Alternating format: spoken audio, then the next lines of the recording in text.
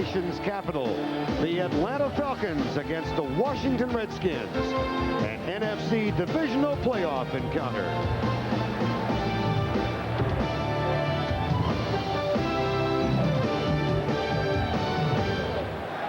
Good afternoon, everybody. I'm Verne Lundquist along with Dan Fouts. We have two teams entering this game today from opposite ends of the NFL spectrum.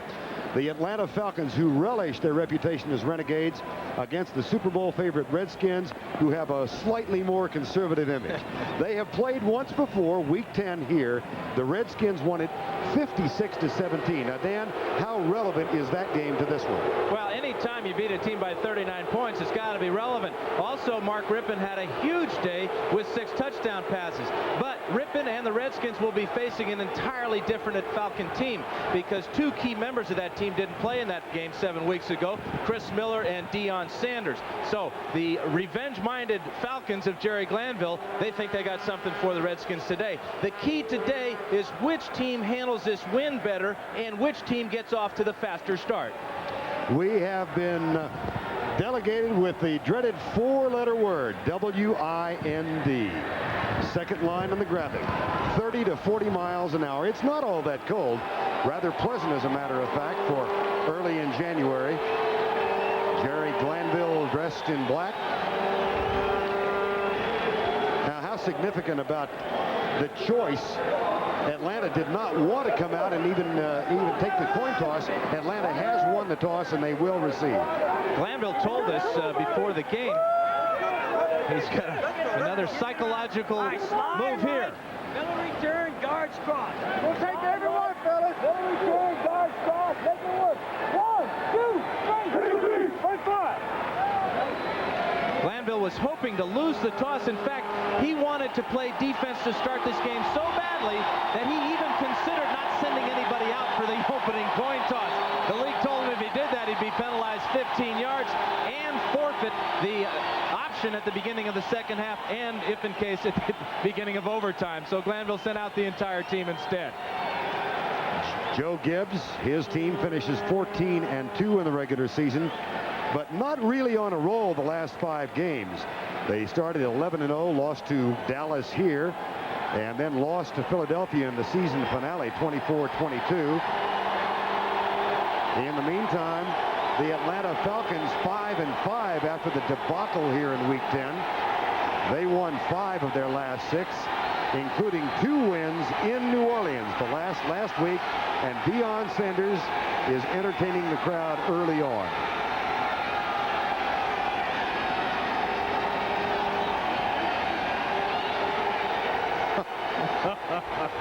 They're really uptight, aren't they?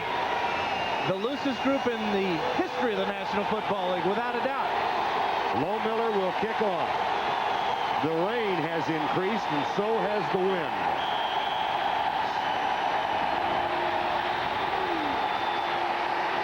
It will be Deion Sanders.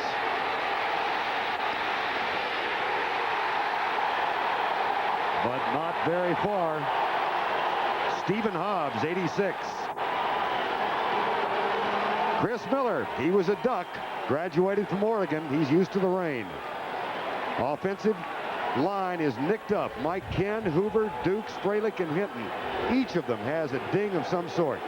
Eric Pegram starts at running back, and the Red Gun will feature Rison and Haynes and Pritchard and George Thomas. Mike Ken had a superb game against Pat Swilling in New Orleans last weekend. From the 17, 1st and 10.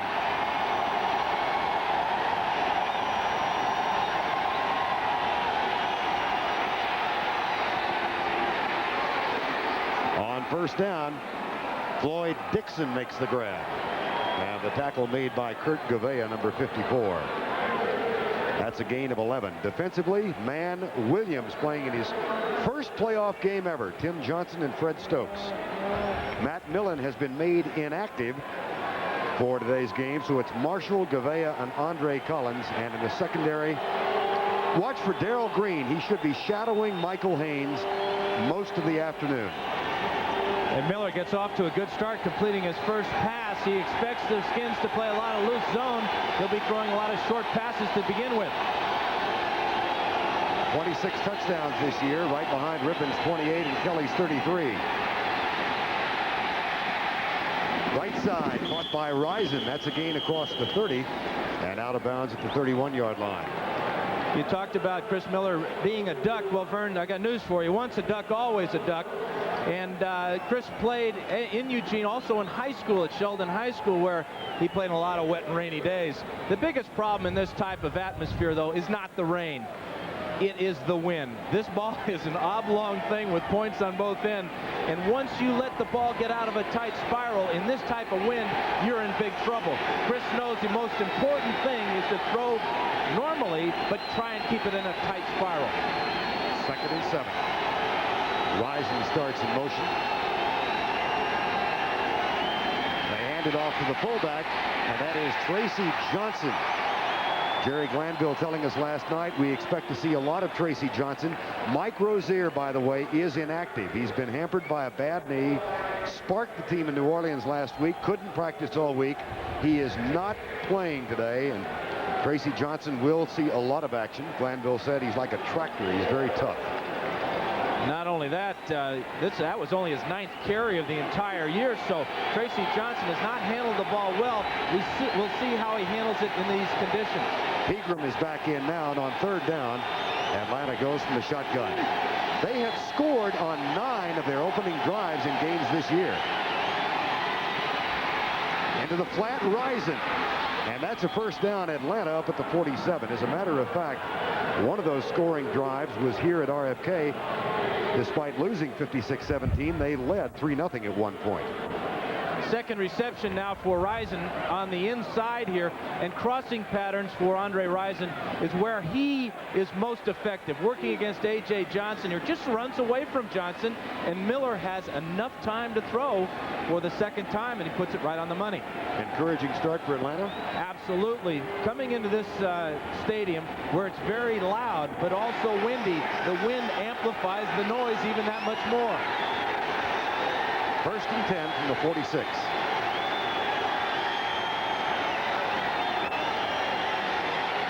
Miller looks deep. Tipped, intercepted.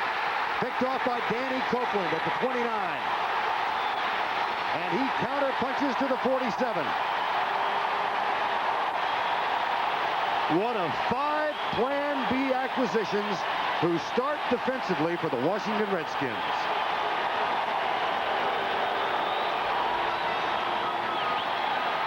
This is Copeland's 2nd interception of the year. The protection is fantastic, but Miller's mistake here is he's trying to go deep to his outlet receiver, but look at all the Redskins around Pritchard. Collins gets his hand on the ball, the old tip drill. Copeland comes up with a big interception. Redskins were plus 18 in regular season turnover ratio. They have a first down. Mark Rypien, the quarterback. Ernest Viner. And he doesn't get much. A yard, maybe a yard and a half. Robert Lyles with the tackle. Mark Rypien, Pro Bowl starter. 6'4", 234 from Washington State. Had a sensational year. And helped in no small measure by Lachey, McKenzie, Bostic, Schlereth, Jacoby, and Don Warren. They allowed only 9 sacks this year. Viner again. Sprints through across the 50 to the 46. Ernest Viner is also bound for the Pro Bowl this year. And the posse, Art Monk, Gary Clark, and Ricky Sanders. And the Redskins go with a no-huddle offense, Dan. Something they have used this year. And been very effective with the no-huddle. Especially important against Atlanta that likes to use a lot of different defensive fronts. This will keep them off balance. Mark Rypien said last night they put it in storage, he thought. Here's the pass deep for Clark, incomplete. He had gotten behind Scott Case. I think we're going to see the effect of the wind on that ball. It got out of spiral on Rypien, and it appeared that Gary Clark just misjudged it at the last moment. The wind is swirling down on the field. It's going to be very difficult to throw the ball deep today. Joe Gibbs' offense can't convert on 3rd down, and now Kelly Goodburn is on to punt. Keep in mind, Atlanta blocked 2 of Goodburn's punts in the first game. He's had 3 blocked this year. Sanders waits at the 12-yard line. Excellent coverage.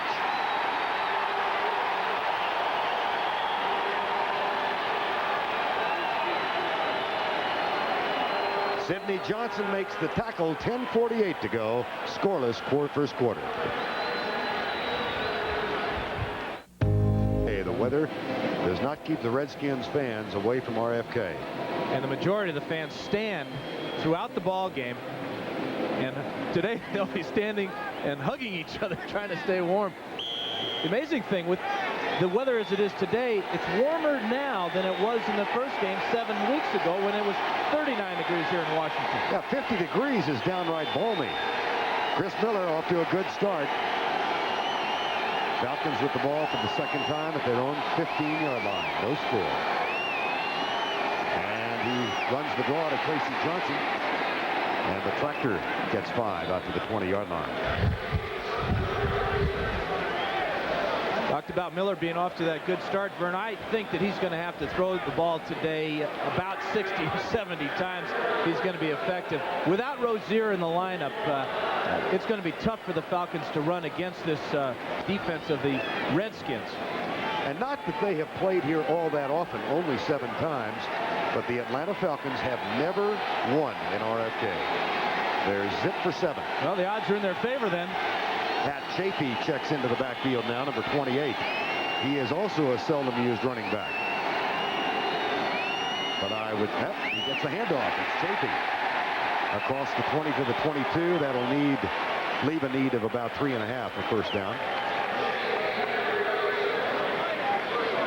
Glanville knows a little bit about Chafee's background. He's from Oregon State, and they play in the mud and the rain up there in Corvallis.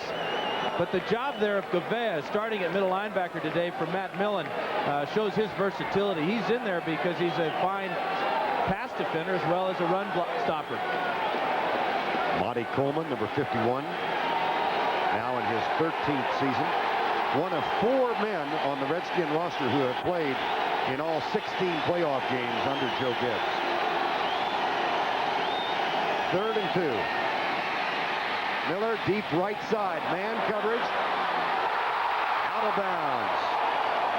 Michael Haynes, Darrell Green. We'll see the 2 of them shadowing each other all afternoon. Yeah, and score 1 for Darrell Green, but also for the wind, as the wind sailed that ball out of bounds. But even if it had been inbounds, Green was all over Michael Haynes. Scott Fulhag is on to punt for the Falcons, and Brian Mitchell is back to return it. Number 2 in the league at punt returns. He's brought a couple back for touchdowns this year.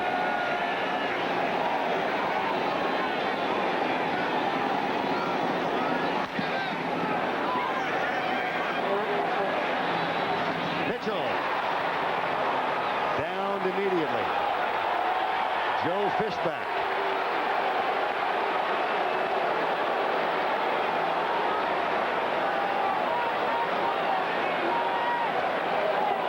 In the wind and the rain at RFK Stadium, Joe Fishback tackles Brian Mitchell. The Redskins get it for the second time.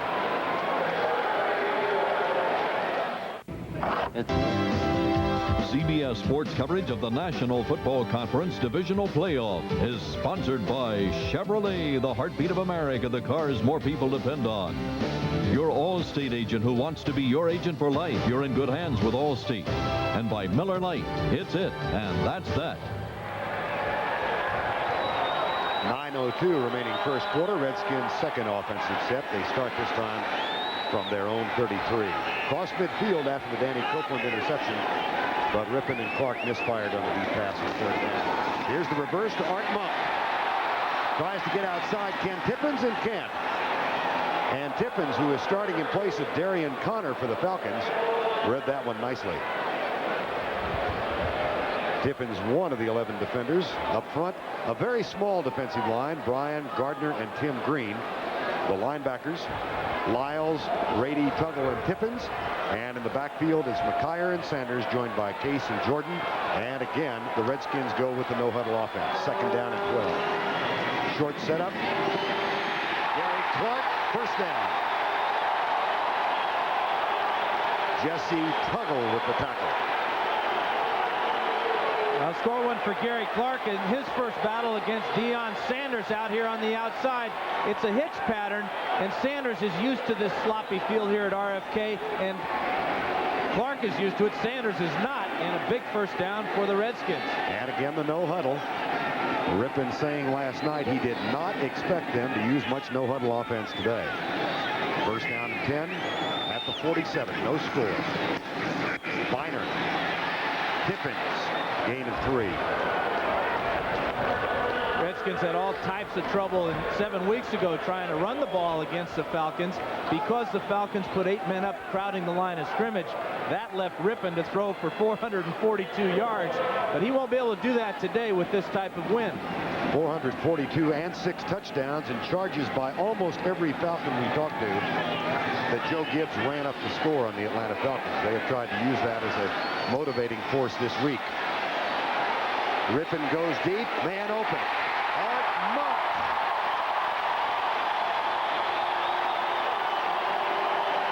His 50th catch in a playoff game. The 802nd of his career. First down. Real good play selection by Joe Gibbs as he rolled Rypien away. The Falcons crossed them up a little bit by only rushing 3 men. Monk found the hole in an 8-man secondary. You surprised they using the no huddle? Not really, because Joe Gibbs feels that this is really a way to get the other team off balance and to be unpredictable in his own right. Rypien settles short, incomplete, almost picked off. Intended for Verne. You know, Rypien is one of the best long throwers in football, but if he has a flaw, it's how he delivers the short pass.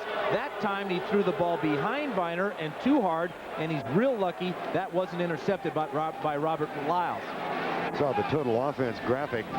This is the 2nd time now the Redskins have been across the 50. First time this deep at the 30-yard line where they face a 2nd down and 10. 6:33 to go, first quarter, and we are scoreless. Don Warren starts in motion. Rypien waggled to the left. Good protection. And it is dropped after the hit by the secondary at the 25, intended for Gary Clark. 3rd down and 10.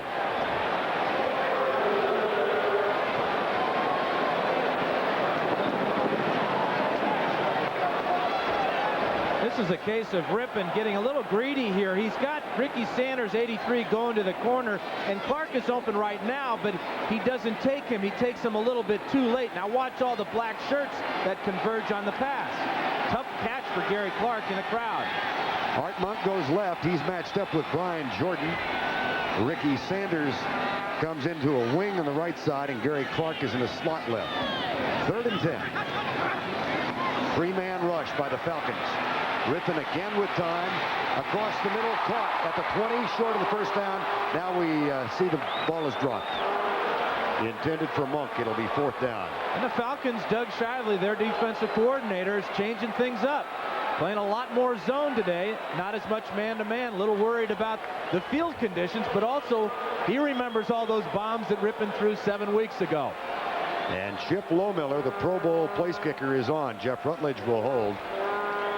Lohmiller outscored by himself this year the Indianapolis Colts. Rutledge will hold. 47 yards to break the scoreless tie. Wide right.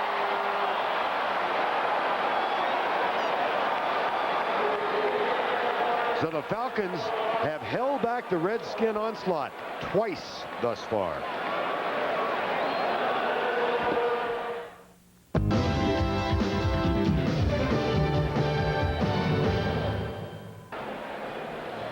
There is a noticeable contrast in the reputations of the two teams as well as the coaching staff. This is during the field goal, Dan. Special teams coach Bobby April, and now Glanville. He's pushing it right. He's pushing it right. Yeah. And in the meantime, Joe Gibbs. Wow, this wind is blowing between 30 and 39 miles an hour. Gibbs' worst nightmare as a coach is his kicker misses wide right. 1st and 10, Atlanta, scoreless game.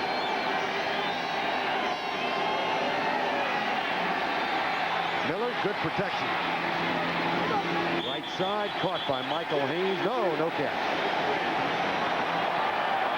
Michael Haynes, who electrified his teammates and quieted the New Orleans crowd last week. A 61-yard touchdown pass on a hitch pattern, a 7-yard out.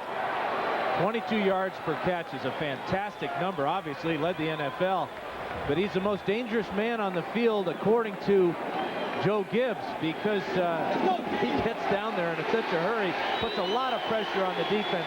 Brad Edwards, the weak safety, is going to be looking his way all day long. 2nd and 10.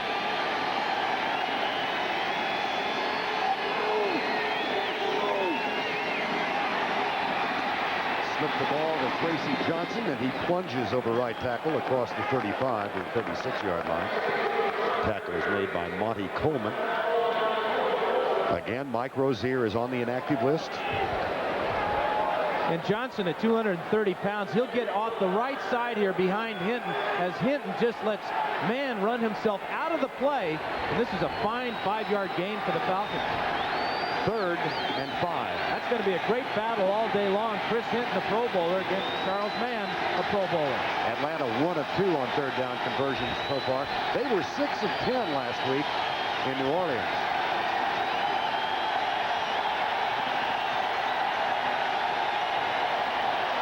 Quick flip to Rising, short of the 1st down. It'll be a punting situation. Now let's see what, yeah, they spotted just short of the 40. They might measure, but it appears short. Rising had the 1st down if he just keeps going down the field. He stopped to make a move. His feet went out from underneath him, and he may have come up short. Red Cashin is our referee today, the pride of Bryan, Texas.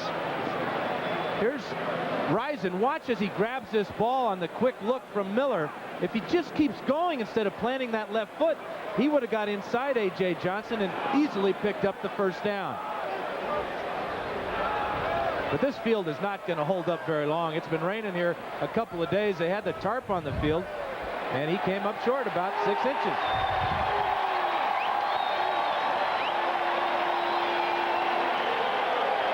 Watch his left foot come out here to plant to make a move. It leaves him, and he comes up about a half a foot short of the 1st down. Problem with this field is it's below sea level and does not drain all that well. And that brings on Scott Fulhag.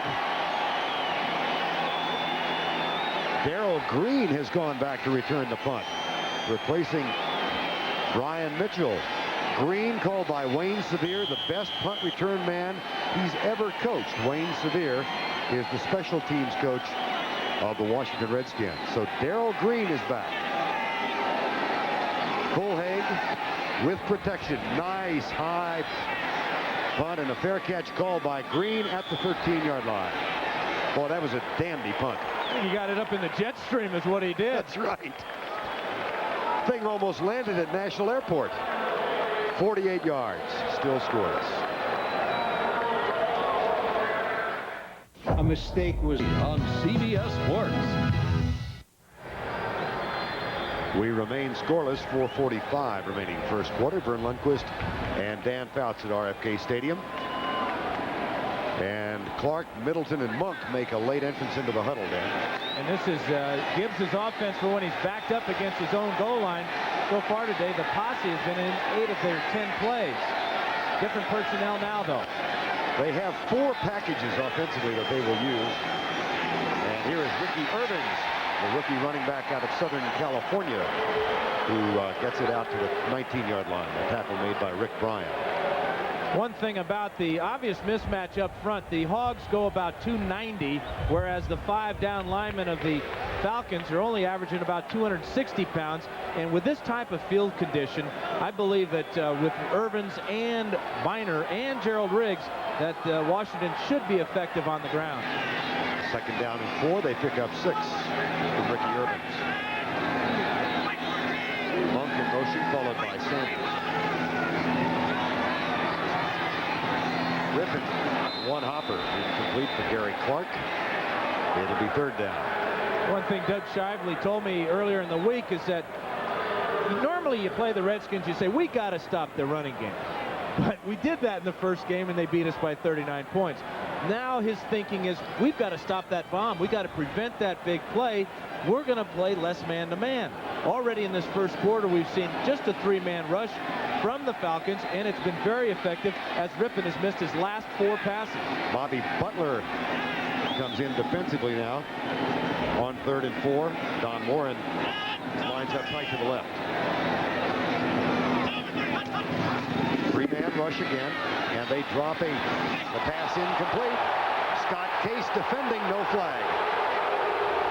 Very important for Atlanta that Scott Case play well today.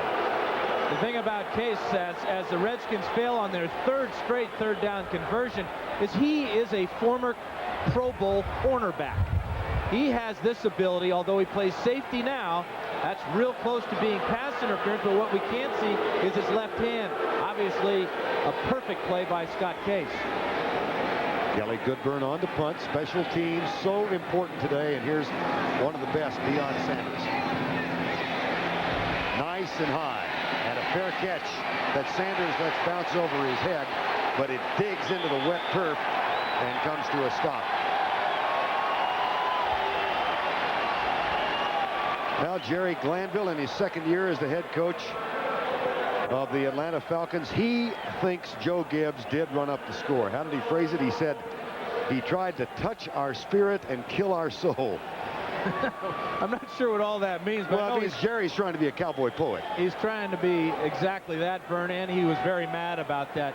It wasn't as though they were throwing the ball every down, but every time they threw it in the 4th quarter in that ball game, they did throw it deep. Pat Chafee is in the backfield now. 3:47 to go. No score. Chafee gets the handoff.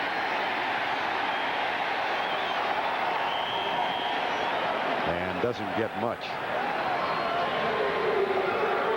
Interesting thing about the playoffs this year, Verne, with 8 teams in the playoffs, all 3 teams that feature the run and shoot made the playoffs. Houston, Detroit, and here Atlanta. Although when you talk to Glanville and you say run and shoot, he kind of snarls a little bit. He really doesn't like that term. He likes that red gun because that's his name for it. But he was forced into the 4 wide receiver alignment because of injuries. He would love to have 2 tight ends and a big fullback in these weather conditions. 2nd down and 8. 3:05 to go first quarter. Miller, good protection. Deep for Pritchard, incomplete for 3rd down. But Jamie Dukes, the starting center for the Falcons, told us last night the best thing that happened to this team was when our tight ends got hurt. I bet his teammates, those tight ends, really appreciate that type of thinking. But what it did is it forced Atlanta almost to go to their strength, because the strength of this team is not in how they run the ball. It's in these fleet receivers of Haynes, Pritchard, Dixon, Phillips, and Rypien, and the mobility of Chris Miller to move around in the pocket and throw the ball. Miller can also be effective running the ball, as he led all NFL quarterbacks with a 7-yard rushing average. 3rd and 8.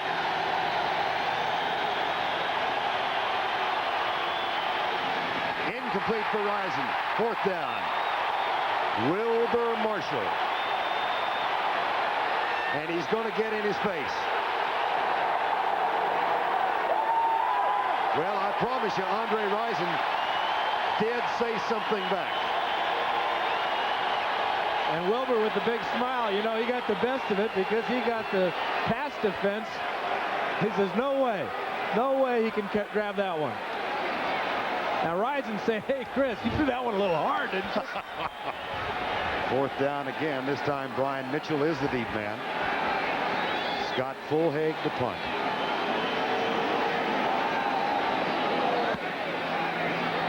Again, a fine punt by Fulhaig.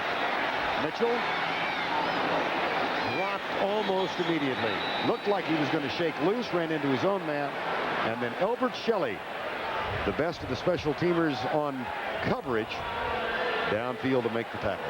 One of the advantages, disadvantages coming into a ball game like this is the Redskins had last week off, whereas the Falcons had to play that tough game in New Orleans. Now, depending on who you talk to here, who has the advantage? Gibbs says, well, they do, obviously. They've been in the pressure cooker 2 weeks in a row now, and we're a little bit rusty. So far, both teams are off to very poor starts offensively, although their defenses are playing fantastic. Ernest Biner is back in the lineup behind Mark Rypien. Play action. Rypien again with all day to throw the ball, but he has to throw it away because of the presence of Jesse Tuggle. Joe Gibbs said last night that he thought Jesse Tuggle was the best inside linebacker he had ever coached against. And if Joe Gibbs had more than just one vote for middle linebacker in the Pro Bowl, he would have given them all to Jesse Tuggle. Led the league in tackles 2 years in a row. Used the words fabulous and fantastic along with a ton of other adjectives. 2nd down and 10. Biner. 12-yard gain. 1st down. Case with the tackle.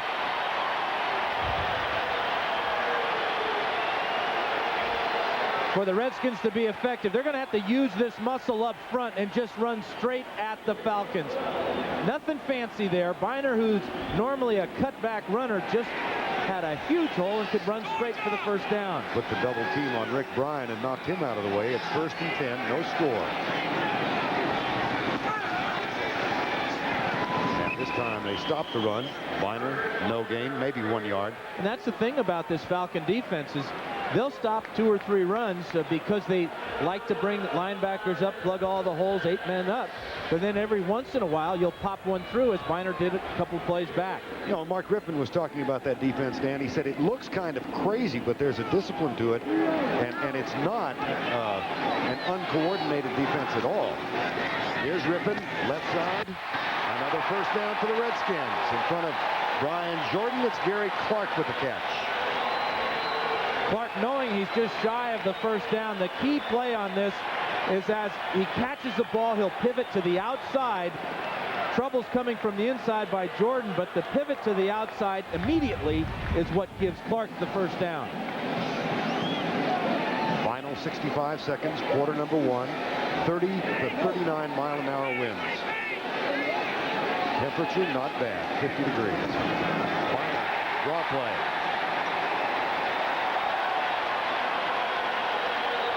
That's an excellent call by Joe Gibbs on 1st down because the Falcons have been just rushing 3 guys. There's nothing easier to run in football than a draw play against just 3 men rushing the passer. And the no huddle on 2nd down. Clark comes near side. Monk will join him. And Ricky Sanders in tight to the left side. No score. Final 23 seconds, quarter number 1. Biner searches, nothing. 3rd down at the 50. Jesse Tuggle, Robert Lyles. Lyles, who nicknamed the Astrodome the House of Pain when he paid for Jerry Glanville and the Oilers. That's the end of the 1st quarter with our score. The Atlanta Falcons, nothing. The Washington Redskins, nothing.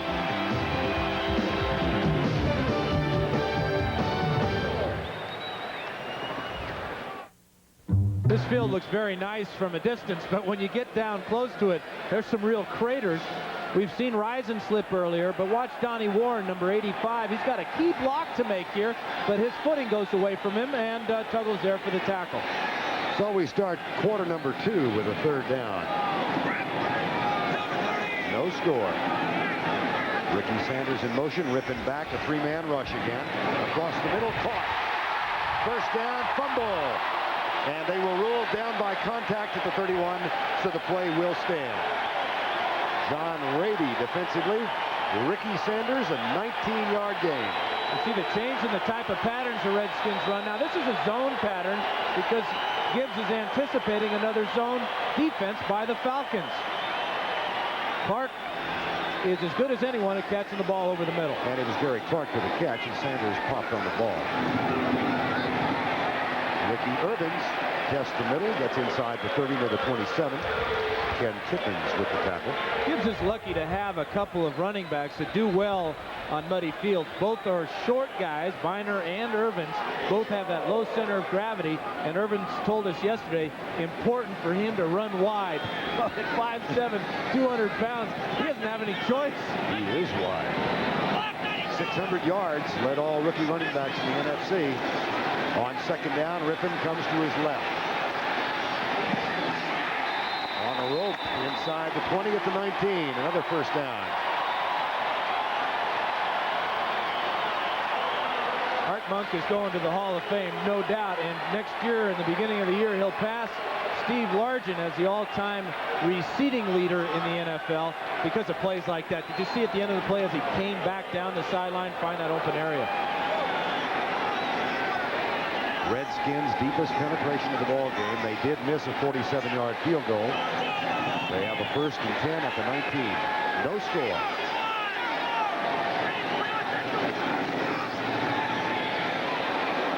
Irvin slips. This is twice now the Redskins have tried to run that counter play with Donnie Warren, the leading blocker on it, but because of the field conditions, they're not going to have a lot of success doing it. Too slippery to make those sharp cuts needed to make those blocks. Falcons hurry to make their defensive changes.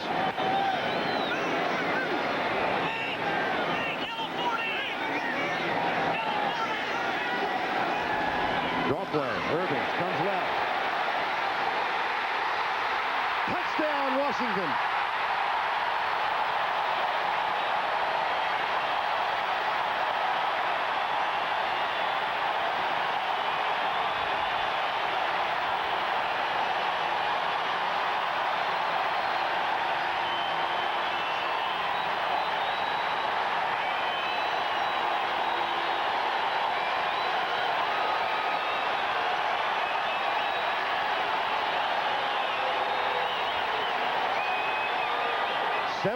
yards.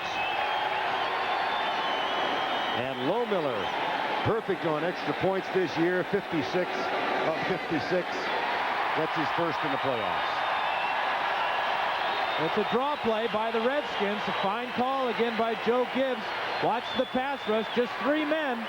Key block by Lachey and also by Art Monk, and now a missed tackle by Eaton, and Irvin's in for the score.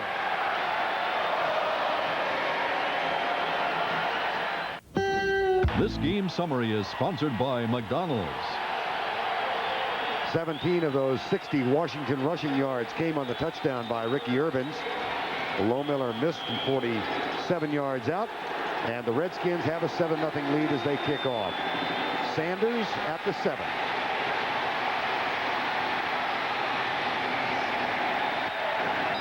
And he gets it out to the 27. We go back and take another look at the Irvins touchdown run. Well, the Falcons are going to rush 3 men here, Verne. The key block is by Lachey on Scott Case. Watch as the tight end will turn out and let the man run up the field. And now Case is being asked to take on a man who outweighs him by 100 pounds in Jim Lachey. You talk about a mismatch. It took 11 plays, 81 yards, 5:06 off the clock, 17 for Ricky Irvins, his first playoff touchdown in the NFL.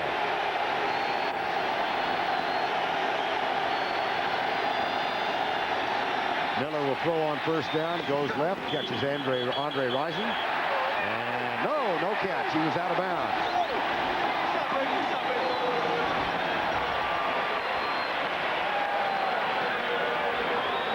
Watched on the right side of the screen as Miller on the half roll throws the ball on time, but Rison steps out of bounds with his right foot. Watch his right foot as he makes this catch. He knows trouble's coming in Andre Collins. He's got to be a little disappointed in his field awareness. He probably thought he had both feet down when he made the catch. 2nd and 10. 12:22 to go, first half of play. This is a Washington team that registered 3 shutouts at home this year. Tracy Johnson, big hole at left tackle. Mike Ken leading the blocking charge, and Johnson's out to the 36-yard line. We'll take a look at Mike Ken, number 78. Made All-Pro this year, but did not make the Pro Bowl. That's kind of hard to figure out. But the double team there, and then he comes off on the inside linebacker there, Coleman. And this is the best running play for the Falcons. Ken told me earlier in the week that this is his 14th year in the NFL. He's been in the playoffs 4 times. His message to his teammates, his younger teammates, cherish this moment. It doesn't happen every day. 3rd and 1. Pat Chafee. Fumble. Loose ball. Who got it? Washington.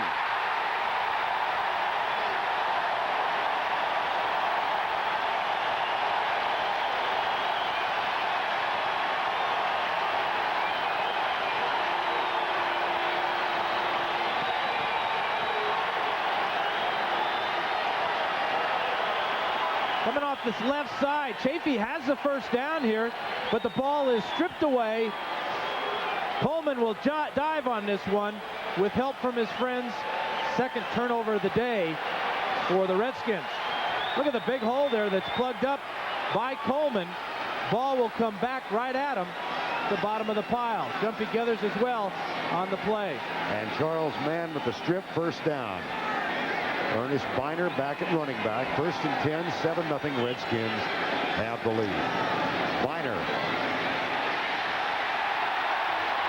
down to the 32-yard line. There is Charles Mann. Coined the defensive unit the National Defense. And I'm not sure that's going to really make it on the all-time nickname list. The problem with that name is that on offense they've got the greatest nickname of all time in the Hogs, and now you've got a real depressing type of nickname, the National Defense. Are you suggesting it's contrived? It did. 2nd down.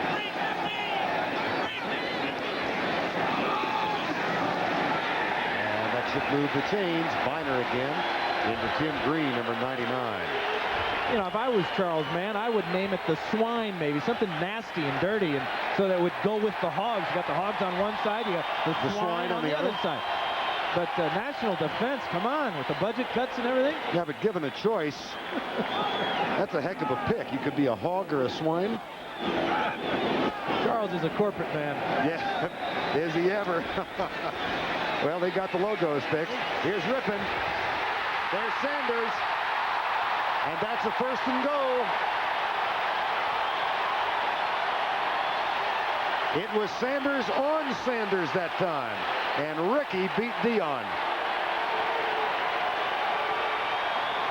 Donnie Warren gets away with a holding call here. That allowed Rypien the time to find the receiver down the field, and the Redskins are in business on the 2-yard line.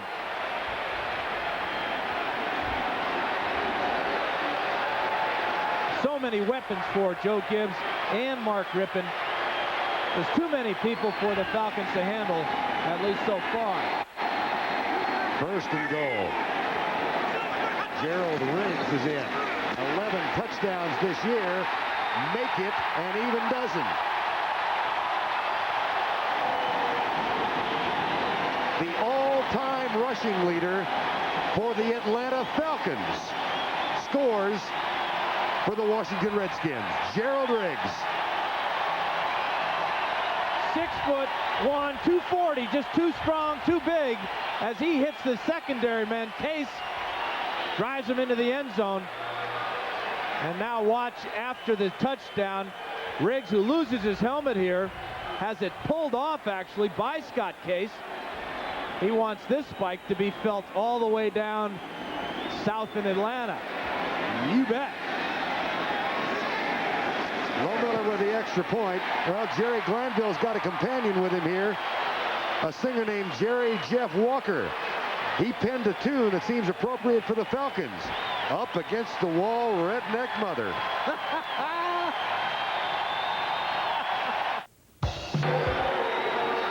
Well, the Hogs are here in their usual dress.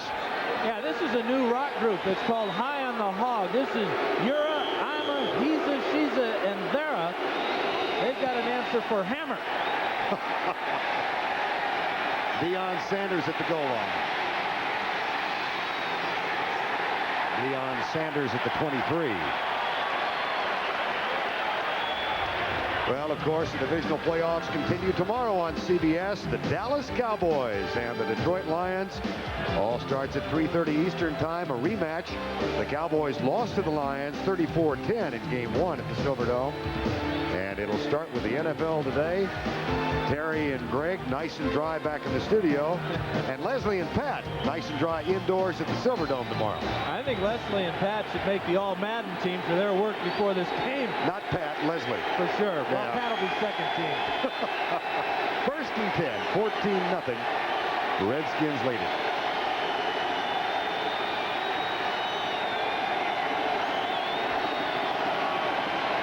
Miller back.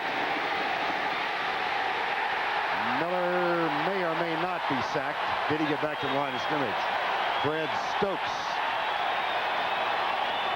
See the difference in the defensive philosophies. Shively and the Falcons rush 3. The Hogs, or rather the Swine, are going to bring 4 at Miller. And the fourth guy is going to get him. Fred Stokes stops Miller for about a half-a-yard loss. Redskin defense outstanding at RFK. Mentioned a while ago they had 3 shutouts here. They started off with a 45-0 pasting of the Lions.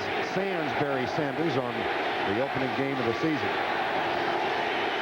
Second down. Pritchard is in motion. Little flip out to Pritchard. Picked it off his shoe tops, incomplete. And it'll be 3rd and 11. Talking to defensive coordinator Richie Pettibone yesterday about the keys to the game, this is exactly what he wanted to see. He wants to swat Miller's head a few times, or at least have his big guys up front here. Tim Johnson gets in here this time. Although he doesn't sack Miller, he knocks him down and almost took out his left knee. There's Richie Pettibone. Might be a candidate for one of the multitude of vacancies He would in the NFL. Make a fantastic head coach. All the experience in the world and a fantastic player in his own right. 3rd and 11. Left side, intercepted. Martin Mayhew, 3rd turnover of the first half. He had 3 in regular season. He's got 1 in the playoffs. 3 straight pass plays for the Falcons, and 3 times great pressure by the Redskins defensive line. Watches Miller's back in the pocket, trying to get rid of this ball before the blitz from the outside by A.J. Johnson came in there and hit him low. Here's Johnson. Watch him come on the blitz here. Nobody to pick him up. Pegram's a little bit late, and again the quarterback gets hit, and the insult to that injury is the interception by Mayhew. Second interception for Chris Miller. 1 picked off by Danny Copeland. 3 Atlanta turnovers. That one by Mayhew. Ricky Urbans, he's nailed behind the line at the 27-yard line. This is 9 turnovers now in the last 2 games between these 2 teams. Glanville said that they had their spirit touched a little bit. Well, that soul's getting rocked right now. The Falcons turned it over 6 times in losing here. Bobby Wilson getting a little medical attention. Rypien knocked away at the 12-yard line. No flag. Intended for Gary Clark.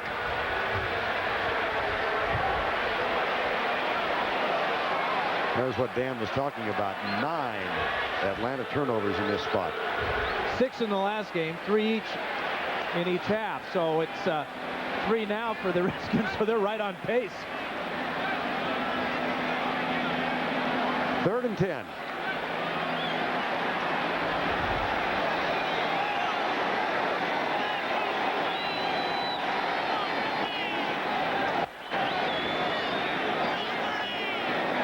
Sanders in motion. 3-man Atlanta rush. Into the flat for Ricky Urbans. Nice little juke step. And he's down to the 16. And that should be enough to move the chain. See where the spot is.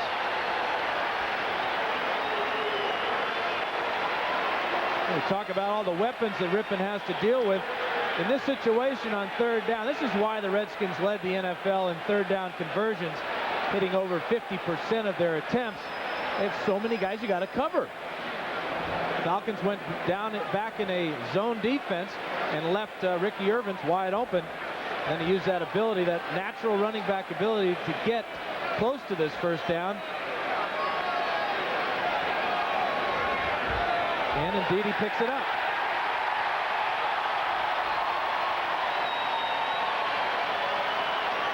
Here's Irvins right here, and he's just going to go out on a little stop pattern, and there's just nobody there to take him. It's a zone coverage, kind of out of character for the Falcons. It's something they felt they had to do to prevent the long bombs, and Irvins burns them. First and 10, 7:35 to go. First half of play. That running play again doesn't go. Ricky Irvins, Corey Epps, number 74, Rick Bryan, and Robert Lyles remains on the ground. So the medical staff of the Atlanta Falcons hustles onto the field.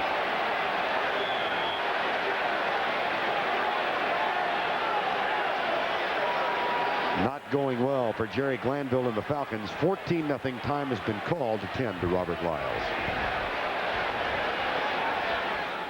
The Cowboys over the Bears. Now they fight the impelling force of Barry Sanders and the Lions. Go, beat, go, Sunday. In their first meeting here, week 10, the Redskins did not run well, but they have found some yards up the middle today. Especially with these field conditions and their size advantage. Although Tim Green doesn't want to be called a small defensive lineman, at 245 pounds, that's exactly what he is. And the other defensive philosophy change for the Falcons, with only 3 down linemen and playing a lot of loose zone, that has really opened up the middle. Robert Lyles with assistance, knee injury, being helped to the bench. Michael Reed will come in and take his place. And the other part about rushing just 3 men is there hasn't been any pressure on Rypien. That's allowed him to get hot, hitting 5 of his last 6 passes. But one thing about the Falcons, there's no quit in them. They have been very successful coming from behind, especially at their late season rush. 14-0 the score, 7:14 the time remaining, and second down and 10 for the Redskins. Ricky Irvins. Rypien will throw it. Goes right, picked off. There's a flag down, and the pass is lateral back from Jordan to Tim McKyer. Mark Rypien with the tackle. Now check the flag on the near side of the field. Brian Jordan with the interception. Motion call, Washington. Atlanta will keep the football. Intercepted by illegal motion. There's a flag. 55 on the offense. That penalty is declined. First down. Well, the zone pays off this time for the Falcons defense, as Jordan, number 40, is going to run right out underneath this out pattern. We've seen the Skins be successful throwing twice to Gary Clark on that little hitch. That's a heck of a lateral there by Jordan. Really? Now McKyer is looking for Sanders. Can't find him anywhere. He should be looking to try and get extra yardage. These guys ought to be a rugby team. He let a quarterback tackle him. That's unbelievable. Now they're moving the ball back, saying that he was down by contact probably. Last 5 possessions, 3 punts and 2 turnovers. Well, so much has been made about the last play in the wind down in New Orleans when McKyer intercepted a blind lateral back to Sanders, who then found Joe Fishback. Chris Miller said, yes, we asked him, what were you yelling? He was saying, get on the ground, get on the ground. He said, I included various expletives. You bet he did. I'm sure there's some people that wish they had a gun or something to take one of their legs out to make sure that they wouldn't turn that one over. Funny about that play, Dan. You talk to football people and they were aghast, I guess is a good word. But you talk with fans around the country, they loved it. The NFL has been criticized so much for a no fun league. Well, the Falcons, they do one thing better than anybody, is they have more fun than any team I've ever seen. Reason for the delay is they are checking with replay for the spot of the ball. That's what's at issue. Well, we've gone a quarter and a half, and we haven't heard from anybody in the replay booth. So, mercifully. Yeah, this is a pretty good deal for us. Mark Rypien, who is 6'4" and weighs 235. He's really going to drill McKyer here, too. He's hunting him out. Now he's got that head down, and he drives him back. Grade him on the tackle. 100%. Beautiful. How many did you make? Tackles or interceptions? No, tackles. Too few to mention, buddy. Mark is explaining it now to Jim Hannafin and Joe Gibbs. 1st and 10, Atlanta. They needed something like that to stop this Washington surge. 1st and 10. Rising in motion left. Intercepted. Picked off by Kurt Gouveia. So much for a momentum shift.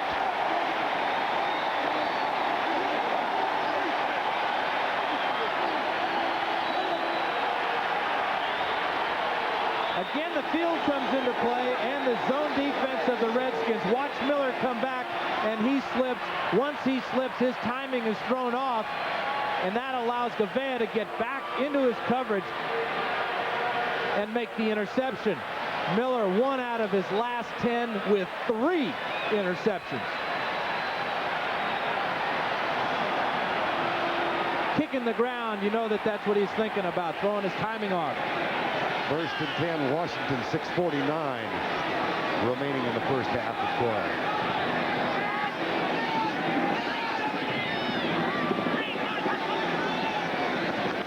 Ernest Biner. Well, coming in, the Falcons, despite their surge at 6 wins out of their last 7 games, 11-point underdogs. They had to play almost error-free football to win here for the first time ever, and what they've done is just the opposite. They've given up 4 times, and a player down for the Redskins at the 28. This is Jim Lachey, my old teammate in San Diego. Number 79 here, as the Redskins are going to go with their trademark counter trey play for the first time today. Lachey behind McKenzie there, and a low hit there got him right around that right knee. Lachey did not play 7 weeks ago against the Falcons because of a knee injury. We hope this one obviously is not serious. Jim Lachey going back to the Pro Bowl again. And looks like it's going to be okay. Check out who gets this hit from the left side of the screen.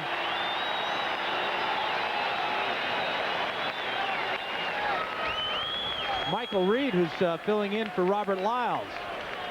You can see the brace already on Lachey's knee. He has one on both knees, as do many offensive linemen. Jim Lachey, whose business partner and former teammate at Ohio State, Mike Tomczak, is here in town. Jim was telling us last night that he and Tomczak went out for dinner. People kept talking about the Bears, and Mike said, hey, wait a minute. I now play for the Green Bay Packers. 6.5 to go. 14-0, Redskins up.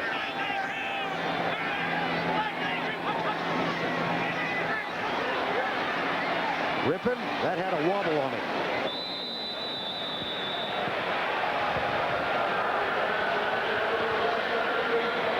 Ed Simmons has checked in at left tackle and taken Jim Lachey's spot, one-time starter at the right side.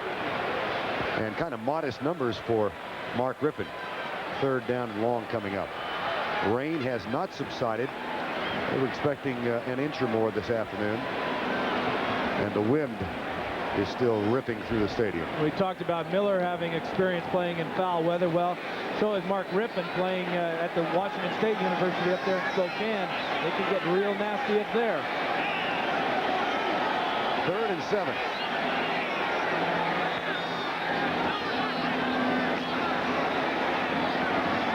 Rypien looks back to the left side. Finds Gary Clark, who is knocked backwards by Deion Sanders.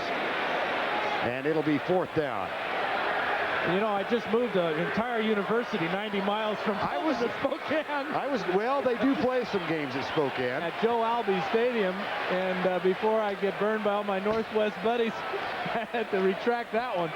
Matter of fact, before Mark Rypien got to Washington State, I did a game there in Spokane, California at Washington State, and the wind was clocked that day at 80 miles an hour.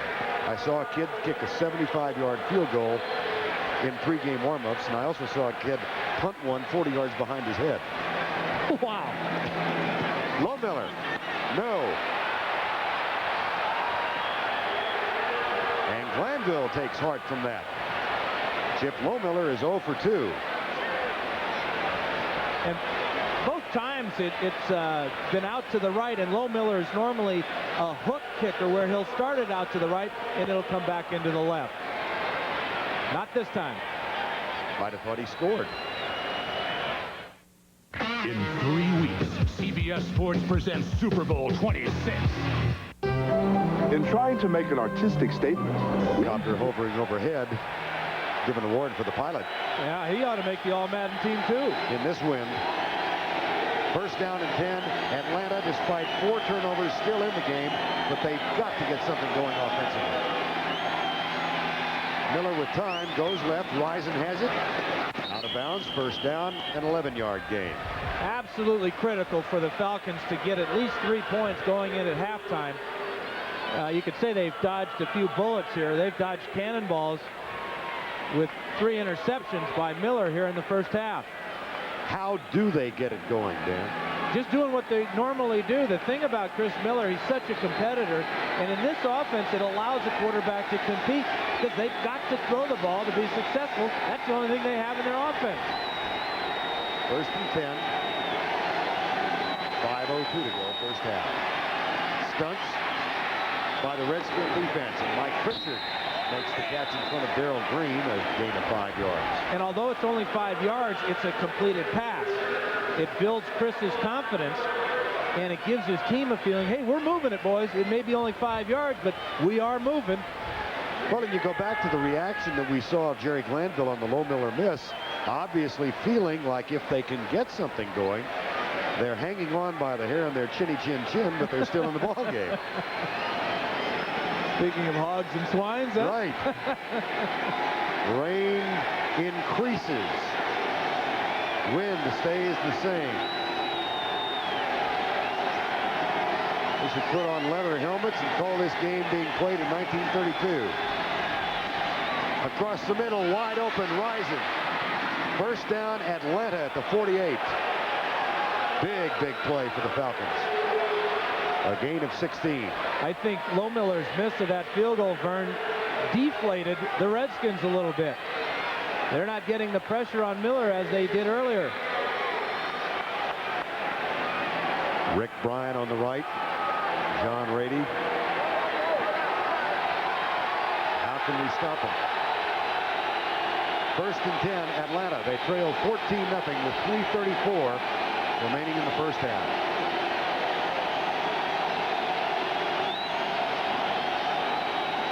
Up the middle. Whoa! Wow! Jumpy gathers. Put the forklift on him. They call him the strongest man on the football team. Let's take a look at him. Number 97 from the left side of the screen. He's going to put out a big left arm, and Pegram is going to stop cold. Straight down on his back.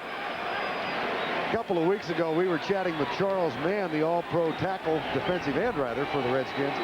He said, don't put the cameras on me, guys. Put them on Jumpy Gathers. He's awesome. Acquired Plan B, New Orleans. Knee problem. Second down and 10. Miller looks deep. Settles short. Intercepted. Picked off by Darrell Green. A flag on the far side of the field. Green gets an assist from the official. And jumps out of bounds. Now we will check the infraction. Chris Miller is having an awful afternoon. Where this was thrown, it may be against the Redskins. On the far side of the field, away from the play.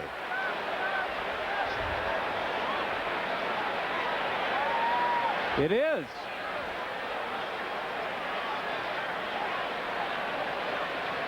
Well, Wilbur Marshall got face-to-face with Andre Rypien. He's not going to try it with Red Casher. That's Bob Wagner, the umpire, talking to Red. And here's Red Casher. Wow.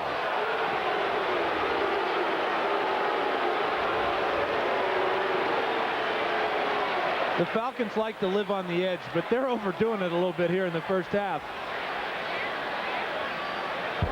Pass interference by the defense. First down. It's worth the price of admission to hear Red Cashin announce the first down. There's no doubt, is there? No. That first down comes down all the way from Texas. Bryan to D.C. Bryan, Texas is Red Cashin's hometown. 1st and 10. What a huge break for the Atlanta Falcons. Now they have to take advantage of it again with just 2:28 to go in the first half. Well, Miller's got to find the key here. He's been throwing to the white more than the black. Motion on the right side. Flag is down. Bring this one back. No play. Happened before the snap. And that'll cost the Falcons 5 yards. And more than that, because the pass was complete, so it appeared to be a 10-yard gain. This is going to be a 15-yard penalty. Start. Number 75 of the offense before the ball was snapped. 5 yards, still first down. Chris Hinton, who came along with Andre Rison to the Falcons for Jeff George. Last 9 games, only 6. In this half, 3. 1 wiped out by penalty.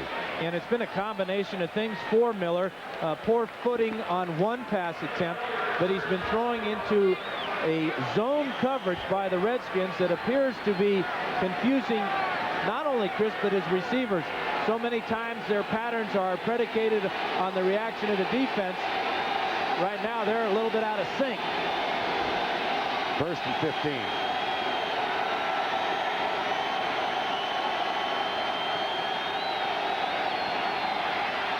Good blocking. Pritchard, screen pass. 3 men in front.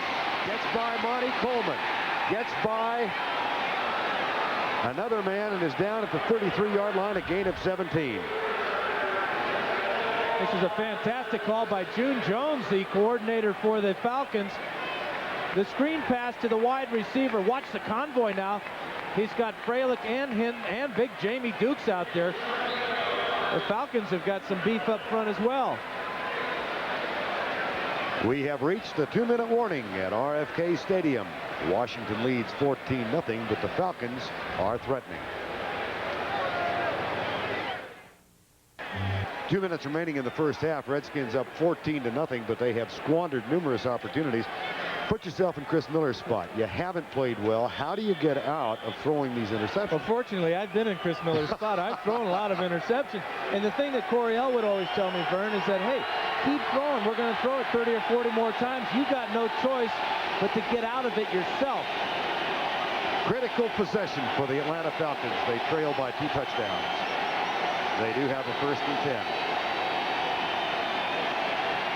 10. Miller drills it.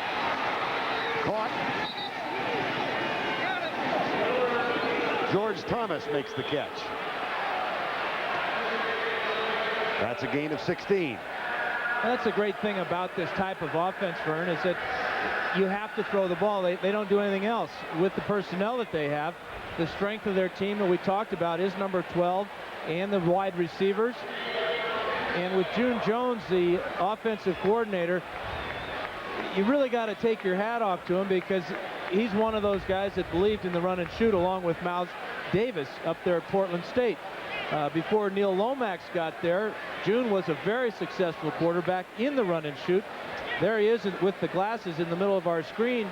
And with all these vacancies in the NFL, as there are for the head coaching position, here's a guy that ought to get a shot as well. June Jones, who was in Detroit. Somewhere, Miles Davis is sitting there watching this game with a big smile on his face, because 3 of the 8 teams in the NFL playoffs this year are running his offense, the run and shoot. 1st and 10. Falcons have 2 timeouts remaining. They trail by 14. 1:50 to go. First half. Chris Miller, by the way, is 5 of 5 on this drive. And, of course, had an interception overturned by penalty. Make it 6 of 6. Rising. It's Floyd Dixon, 86 instead of number 80. So Dixon gets the Falcons inside the 10. That offensive line has given Miller a lot of time to throw, and he's throwing smart now. He's throwing the short passes and letting his receivers run. Rypien slot left. Miller into the end zone. Caught but out of bounds. Andre Rypien.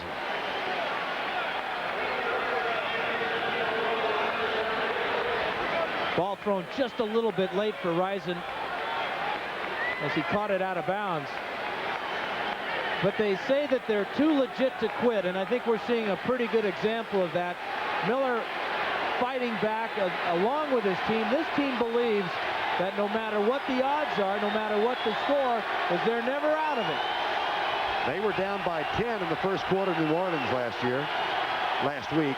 Chris Miller said, there will never be a place louder than the Superdome last weekend, and Miller has to call timeout. And last week was last year, Verne. That's right. I knew I had it right. Miller saw the play clock run down to just 2 seconds, and they have to do so much moving in this offense that he didn't have enough time to get the play off. Wisely used their second timeout. What do you like now on 3rd and 2 at the 10-yard line? Well, number one, you got to figure, will Glanville go for it on 4th down if they're not successful?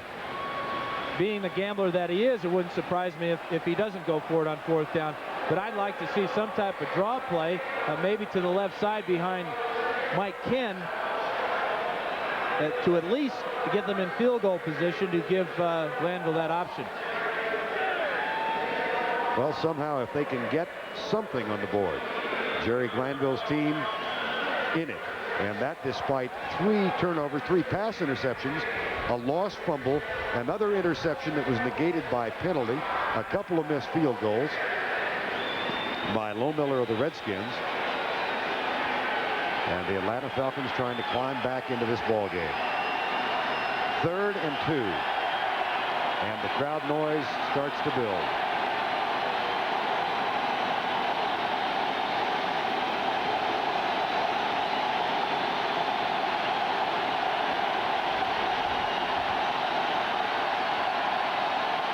Johnson, 1st and goal at the 2-yard line.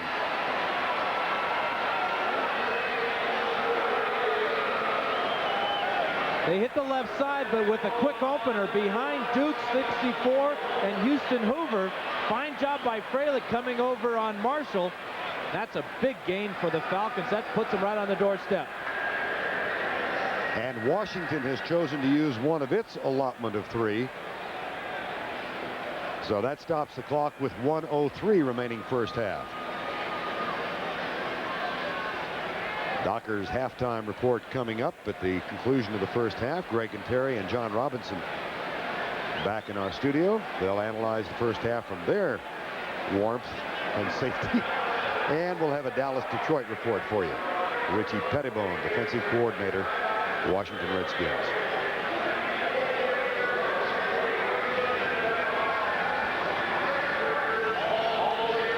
14-0. Surprising thing for the Falcons offense, aside from how poorly they performed prior to this drive, is that on the ground they're averaging over 4 yards a carry. And Tracy Johnson has really fit in quite well at the lone running back. He's got 5 carries for 30 yards. And had only 9 carries all season long. 1:03 to go first half. 1 timeout left. Jamie Dukes over the ball for the Falcons.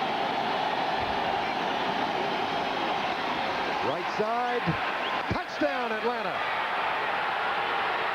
That is Tracy Johnson's first touchdown this season.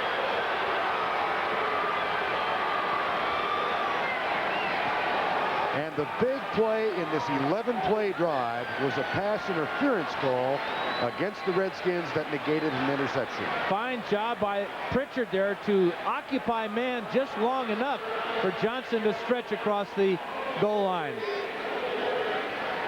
A lot of pride on that offensive line by the Falcons. You saw Hinton there and Freilich pushing their men away, allowing Johnson to get in for the score.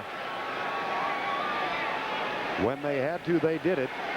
80 yards, 11 plays. And guess who's looking at this one, Verne? The men upstairs. seeing where his knee touched in relationship to where the ball was. Well, the play is ruled as a touchdown. It's being reviewed by instant replay. I'd say give it to him. I'd say give it to him, but I wouldn't be surprised if they don't. Cal Lepore is the replay official upstairs. This has been such a smooth flowing ball game, and now we have this interruption on a touchdown. Really cuts into the flow of the football game. Do you think it'll be voted back next year? Take a look from the rear here, Verne. Watch his left knee and right knee there. But the problem with that angle is where's the ball?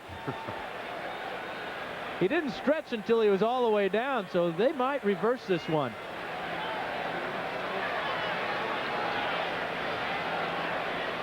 Every year it seems we hear that replay will be voted out, and every year there's some arm twisting at the league owners' meetings, and it gets put back in. Let's take a look at it and maybe stop it when his knee goes down, and we'll see where the ball is. His knee is down right now, and the ball is short of the goal line. They're going to have to reverse this one. Now let's see if they do. Yep.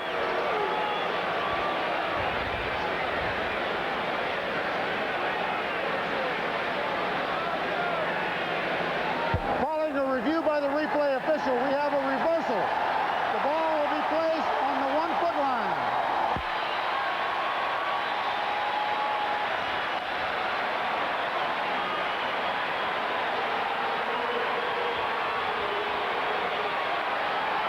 Now we'll see just how the Falcons handle that interruption in their momentum. I don't think it'll bother them. I think they'll punch this one in. Well, they've got exactly a minute left, and they do have one timeout left. So the ball placed on the 1-foot line.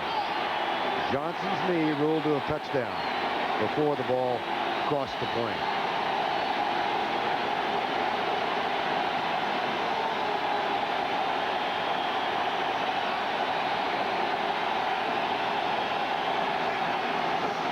Try it again. Touchdown. He went over Freilich and Hinton just as he had done before. Exact same play. Glanville told us they only have 4 or 5 running plays in their entire offense. Watch him hit this right side. From the right side of the screen, Brad Edwards is going to come up with a big hit there. And Gavea. Edwards just a little bit late. Watch 54 and 27. But 43 in the black shirt is in across the goal line for the score.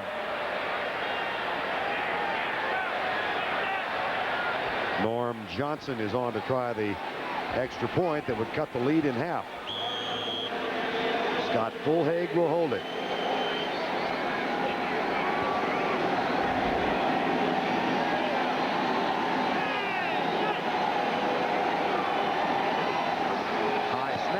Kick is good. And somehow, when they absolutely had to, the Atlanta Falcons go 80 yards in 12 plays and slice the lead in half.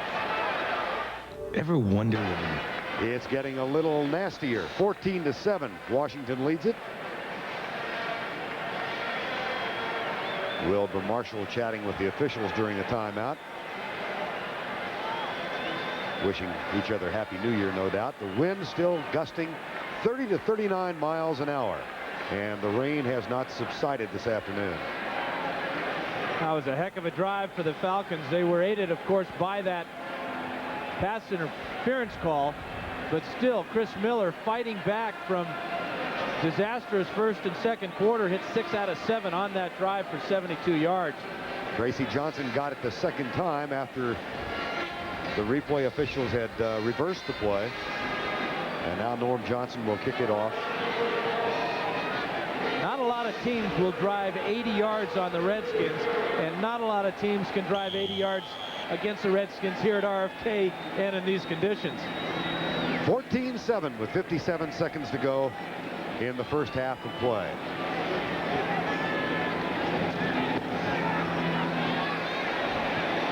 Very short taken by Brian Mitchell. And hauled down by Tracy Johnson, who scored the touchdown, but because of the short kick, the ball is going to be spotted at the 36-yard line. Well, the Falcons have ducked in this duck-like weather most of the afternoon. They've had 4 turnovers, but Lohmiller has missed 2 field goals.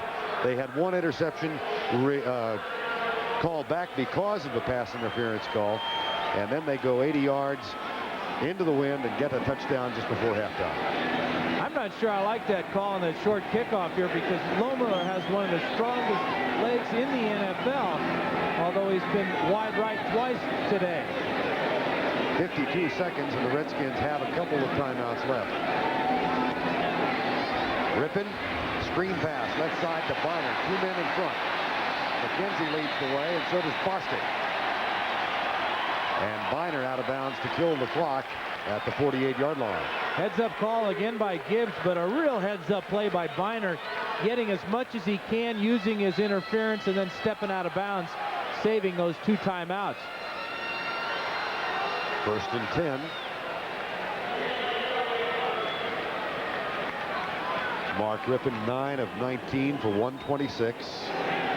Intercepted 1 time.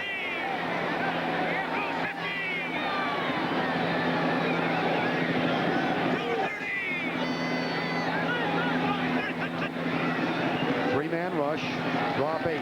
Irvins gets by Brian Jordan, and then runs into Jesse Tuggle. And we'll see if they use a timeout now. They have done so. So 1 timeout remaining for the Washington Redskins. They have a 14-7 lead, 35 seconds to go first half. And they are at midfield. Don't forget Greg and Terry and John Robinson back in our studio at halftime. Look forward to tomorrow's game, Dallas and Detroit.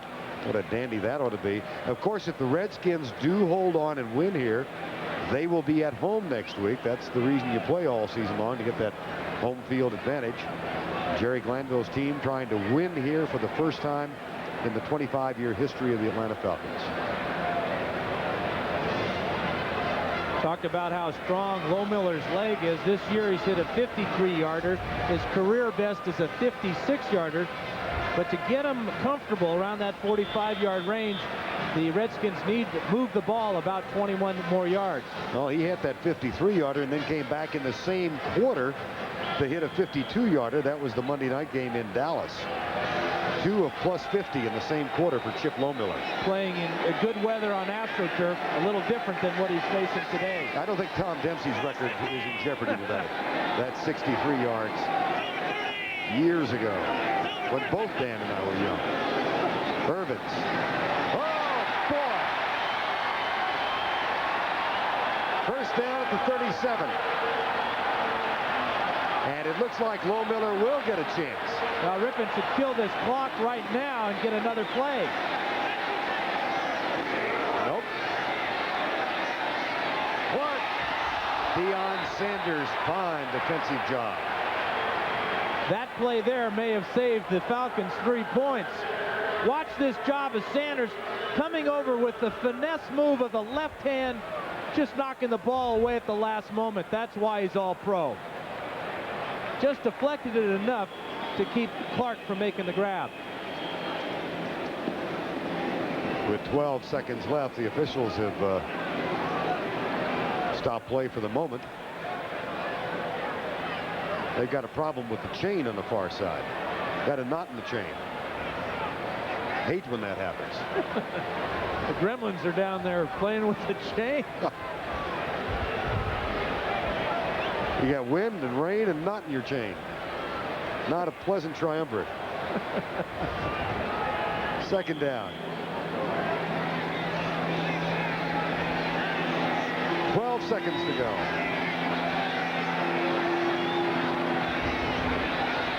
Rypien, Irvins. 5 seconds remaining, and Lohmiller will come on. Tackle is made by Brian Jordan. Clock is stopped. Final timeout. 5 seconds to go. And Chip Lohmiller, who is 0 of 2 today. talk about Gary Clark's ability to catch the ball over the middle, but this is why he is regarded as the toughest receiver in football. Watch after the catch by Irvins. Clark goes in and makes a key block on Tuggle, and that gives Irvins a hole to get down the field 5 more yards. That could mean the world of difference for Lohmiller right now. 44 yards will be the attempt. And now there's another stoppage of play. I think they're going to dry the ball off or get a new one.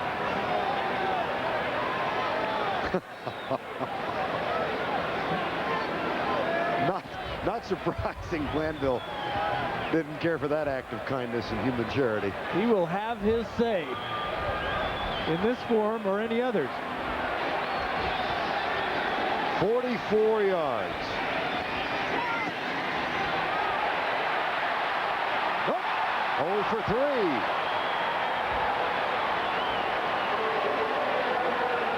3. The Falcons are going to go in and listen to some hammer music. They're in it. They're going to turn it up. It's 14-7. The Redskins at halftime.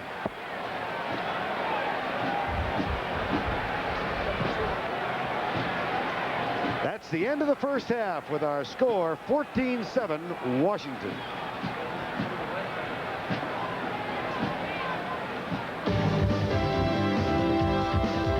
CBS Sports coverage of the National Football Conference Divisional Playoff is sponsored by Honda. Test drive a Honda at your local dealer today.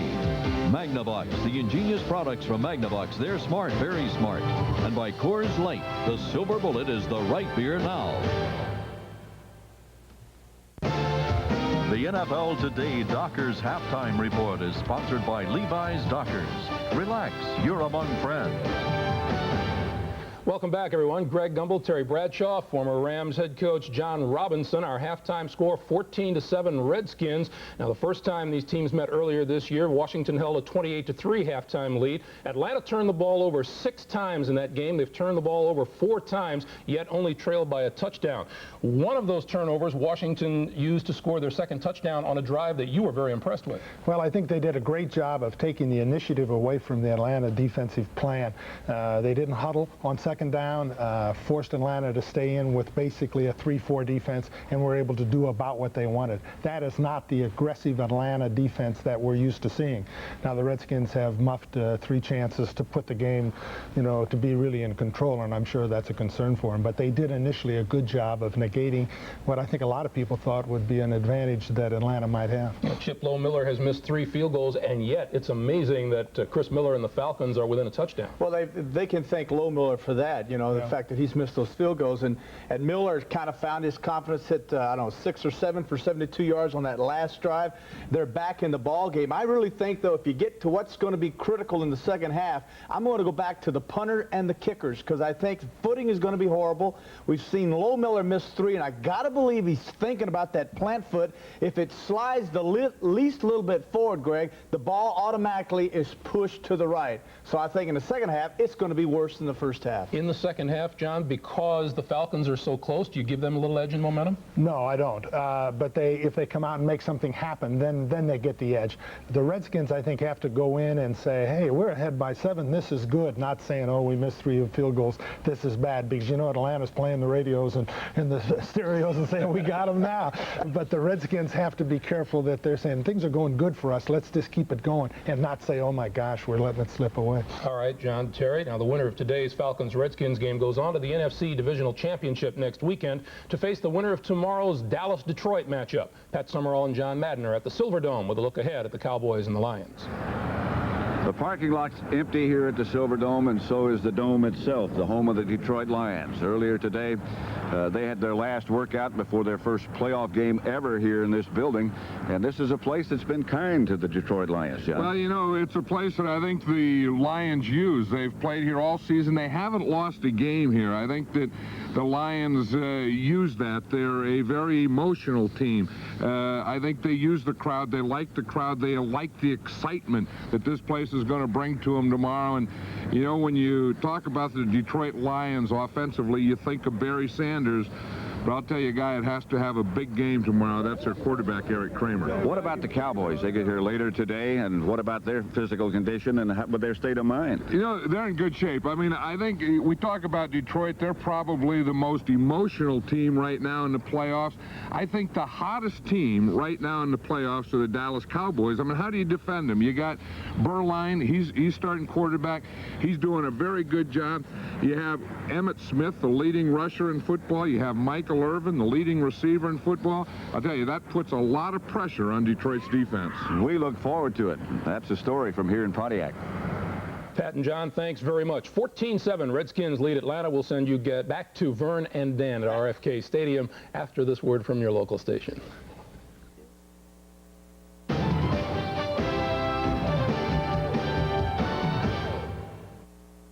WellNE 6. Halftime at RFK Stadium, the Redskins holding on to a 14-7 lead. We have been joined by Pat O'Brien and Leslie Visser. Right now, let's go down to Pat O'Brien. All right, Verne, as the Falcons go back out on the field, the word here is not weather, it's momentum. They feel that the momentum is with them. Obviously, they came in here. I think they must have felt that they were up 21-0 instead of down by a touchdown. Chris Miller feels now that he is into a rhythm. It's interesting this team talks to itself a lot, and it was interesting to watch how after all the turnovers by a man, they came up to Chris and said, you got to get into a rhythm, get into a rhythm. He was having some problems with his footing, he said. Now he feels he's back in the game. They're very confident here. Jerry Glanville, of course, says we got them where we want them. Weather, they say, is not really that much of a factor because Washington's playing under the same weather. We know this team's not going to quit. Question is, are they legit? Let's go back to, let's go to Leslie. Les?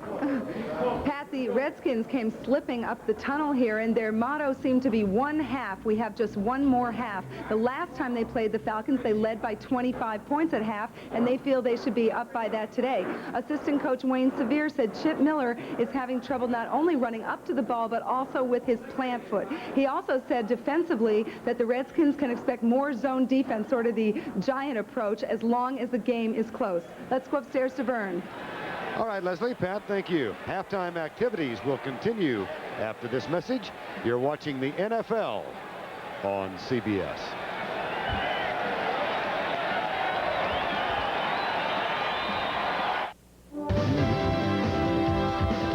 CBS Sports coverage of the National Football Conference Divisional Playoff is sponsored by 3M, worldwide sponsor of the 1992 Olympic Games.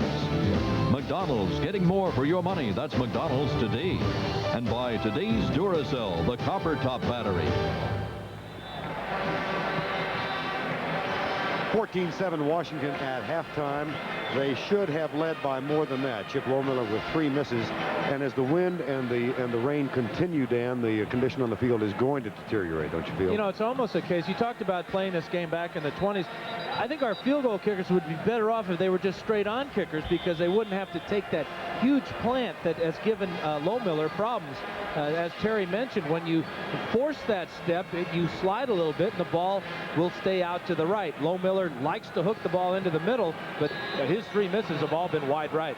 Do you agree with Jerry Glanville that momentum is on the Falcons side of the ball? They have to be feeling very good about themselves. They should be down by 25 points or 28 or whatever, only down by 7. And the important thing is they got that big drive, that 80-yard drive at the end of the first half to cut the score in half.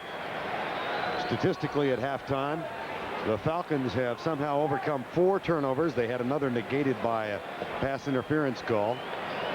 Total yards, 225 to 141. And only 7 points off those 4 turnovers. That's not what the coach had in mind. You can't ask any more of your defense than what Pettibone's defense has given Gibbs' offense so far today. It's such a morale killer when your offense doesn't take advantage of those turnovers and convert them into points. Graphically demonstrated by the starting field position for the Redskins, their own 45. And despite that, 14 points. Washington will get the ball to start the second half. And a lot of folks with more sense than emotion have stayed inside for the second half. There's some empty seats now. They'll be back. You're right. Norm Johnson will kick off for the Falcons. 14-7, Washington. Mitchell to the 20, breaks a tackle. And Ken Tippins makes contact and downs him at the 38-yard line. That's a return of 35 yards for Brian Mitchell. And the pleasant conversations continue on the field. And a lot of the attention, you see Robert Lyles is back. That's a good sign for the Falcons. But a lot of the attention has gone to Deion Sanders and his kick returning ability. But Mitchell is among the leaders in his own right as the Redskins open up the second half, as they did the first half with the no-huddle offense. Rypien 50% in the first half. First down and 10. Hands it off. Ernest Biner on the right side. And they will hustle back and try and line up again. The Falcons do send in defensive substitutions. Want to get their nickel personnel in the game because the Redskins have the posse in there, and we're in a passing formation now. 2nd and 7. 14-7. Washington leads it.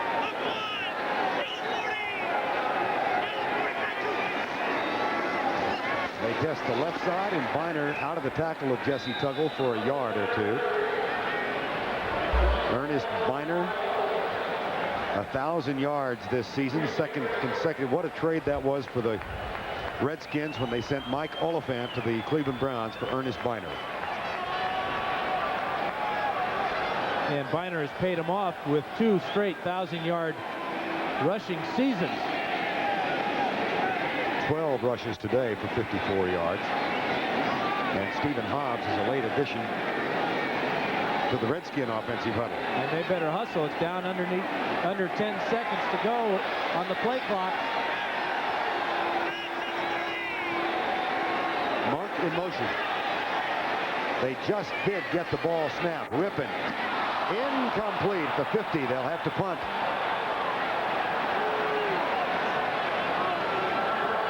Tracy Eaton, number 32, with the defensive effort.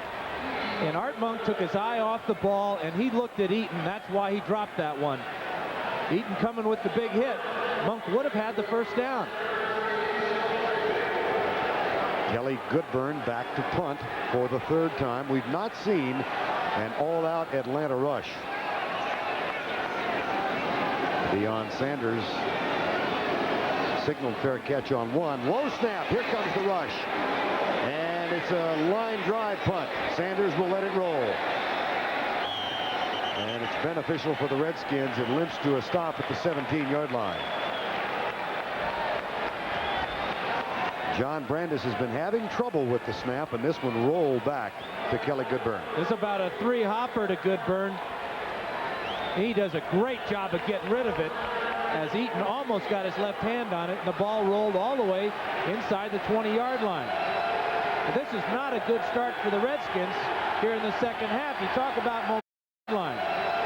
But this is not a good start for the Redskins here in the second half. You talk about momentum. The fans are trying to whip the Redskins into shape, but right now the Falcons have got that momentum we talked about. Well, despite 4 turnovers, they gave up only 14 points. They went 80 yards right before halftime, got a touchdown from Tracy Johnson, and now they have the ball back. Opening drive for Atlanta in the second half. Miller slips and falls. That'll be a sack. That's not a coverage sack. That's a weather sack. Yeah, the puddle got him right about the 10-yard line.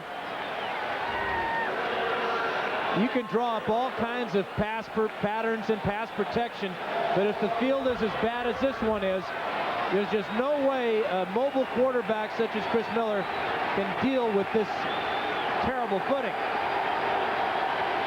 This really hurts the Falcons because Chris is one of the better quarterbacks, especially in this offense, of moving around and finding receivers down the field. The intensity of the rain increases. 2 seconds on the play clock. Miller's going to have to hurry. Gets it called. Johnson stuffed. It'll be 3rd and 17 at the 10-yard line. You know, we talked about how loose this Atlanta Falcon team is. Yesterday, on the plane coming up from Atlanta, there was a clothing contest between the wide receivers and the defensive backs. I think you call them fashion shows, Verne. Well, clothing contest, fashion show. And it was between the wide receivers and the defensive backs, judged by the offensive line. Chris Hinton was the ultimate judge. He made it 50 to 49. He said the DBs were penalized because Tim McKyer did not have a cuff on his pants and wore a plastic belt. 50 to 49, wide receivers won it. It'll be 4th down. And how important was that weather sack, as you called it on 1st down, Verne?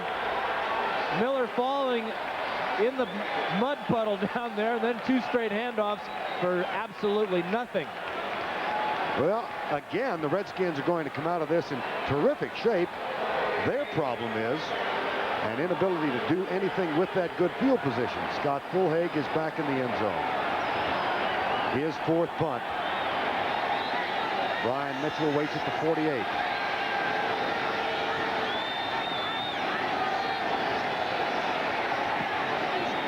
Short. Mitchell.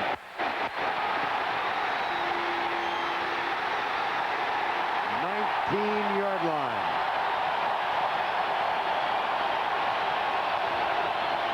The average better than 13 yards per punt return this season. This one, 27 yards. He makes a great catch on the one hop there, and now because it was a low kick, there's just not enough black shirts down the field. And then the determination of Mitchell puts the ball inside the 20-yard line. Special teams coach Bobby April for the Falcons, and Mark Rypien, who is really having only an average day. He hands it off to Irvins, goes right, and they gain a couple to the 17-yard line. Special teams play is so magnified in the playoff games and in games where the weather is a factor.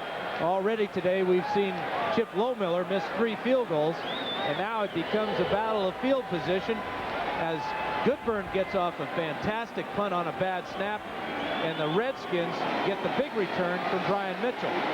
2nd and 9, 10:22 to go, 3rd quarter, 14-7. Washington leads it, heavily favored in this game. Rypien, that's coverage downfield, and he somehow underarms that ball and gets it to Ricky Irvins for a modest gain. It'll be 3rd and about 6. Got a flag down in the secondary. Question is, was a offensive lineman downfield? It was a screen pass all the way. Rypien had to hold it a long time.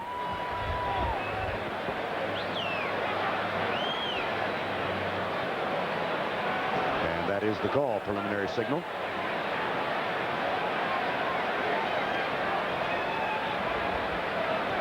You really can't blame those offensive linemen because they have no idea if the quarterback is forced to hold this ball.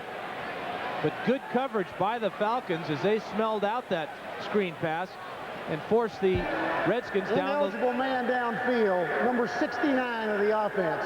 10 yards, still 2nd down.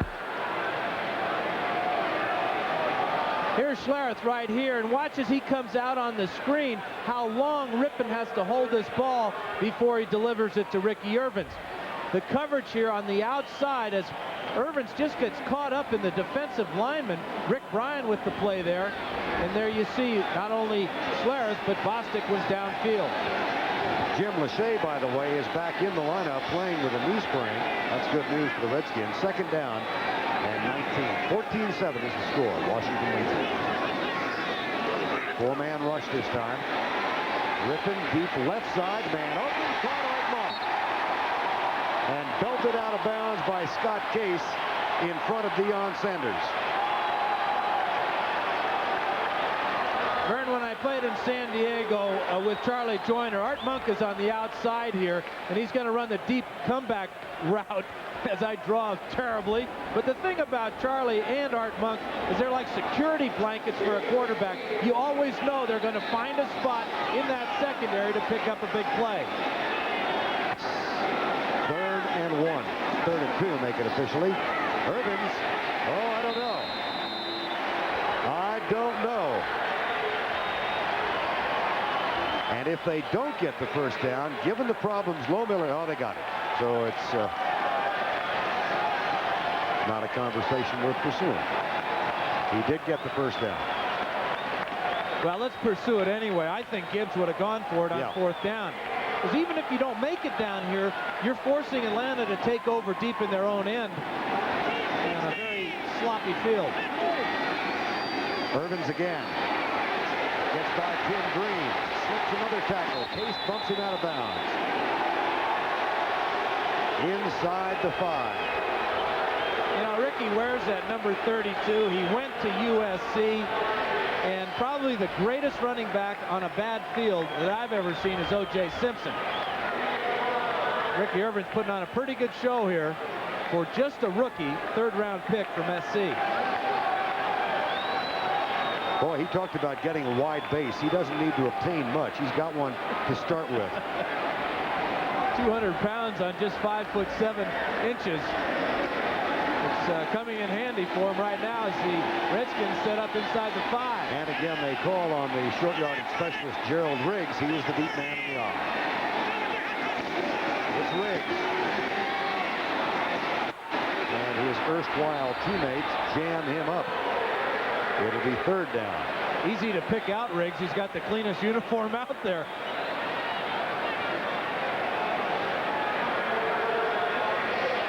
Interesting now with the ball on about the 1 or 2 yard line that Gibbs elects to bring in his wide receiver package and take out his jumbo guys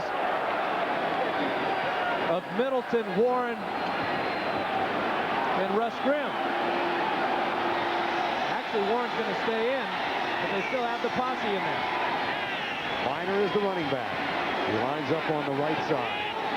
Third down and goal. That's Clark in motion coming back. And a flag has been thrown. Delay of game, 5 yards, Washington. Tim Green celebrates. Delay by the offense, no play, 5 yards, still third down. Really question that use of personnel by Gibbs. I'm not really sure if he knew exactly where the ball was on the field, whether it was that close to the end zone or not. But now he's forced into using a passing formation now, although he comes in with his 3 tight ends. So it's a real guessing game here. But one of those tight ends is Terry Orr, who's caught 4 touchdown passes this year. The Middleton was in the huddle, then came out. Terry Orr came in. Third and goal, 7:07 to go. Third quarter. Monk in motion.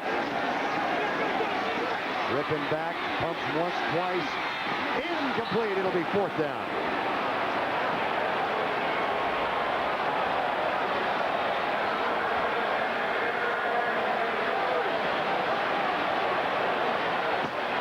Gary Clark, the intended receiver. Well, this is what Rypien is trying to find, is Clark in the middle. He's got Monk to the corner, but with just a 3-man rush, the 8-man secondary is just too much for Clark and Rypien.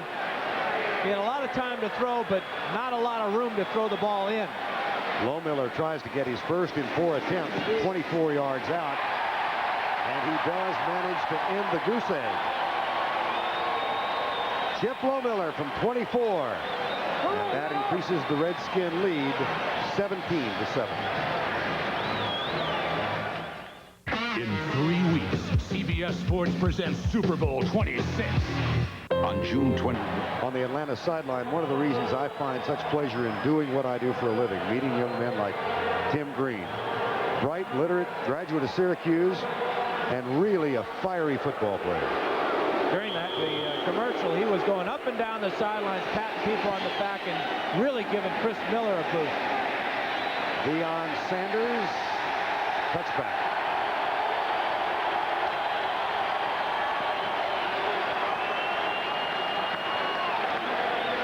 So the Falcons have it back. They trail by 10, 17-7.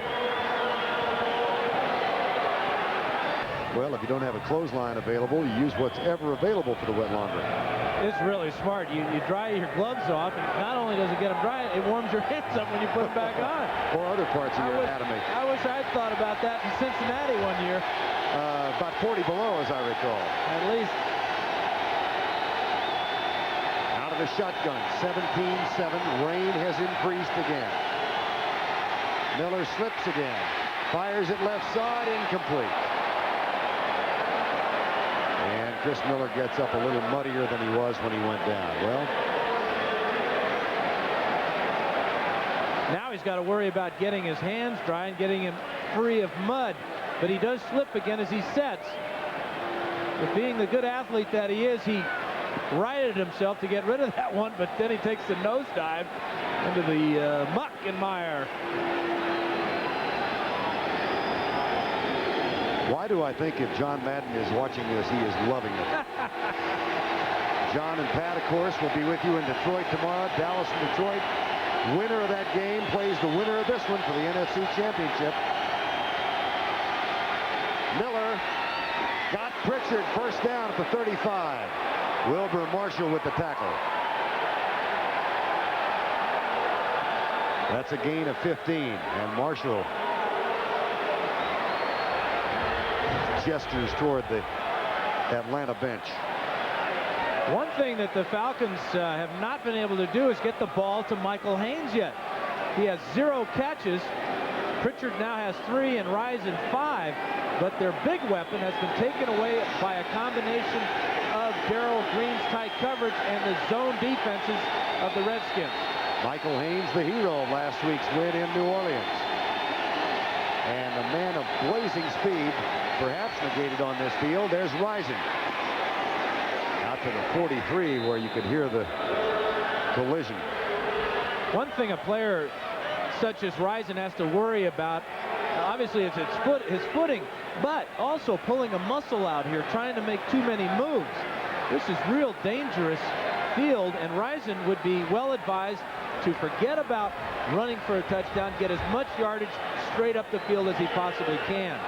Andre Rypien, who in regular season this year came up with 81 catches. He has 215 in his first 3 years, more than any other player after 3 years in the history of the league.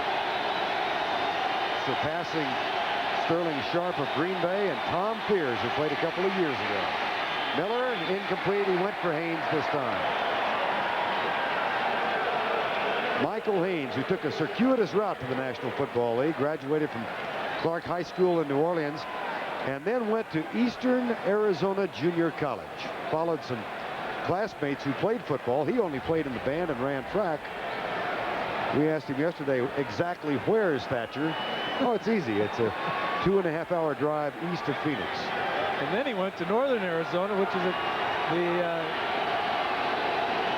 other direction.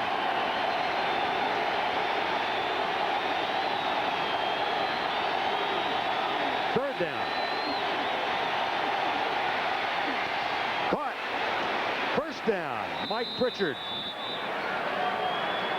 So it has been the rookie from Colorado, along with Andre Rypien, who has supplied the most potent offensive force so far today.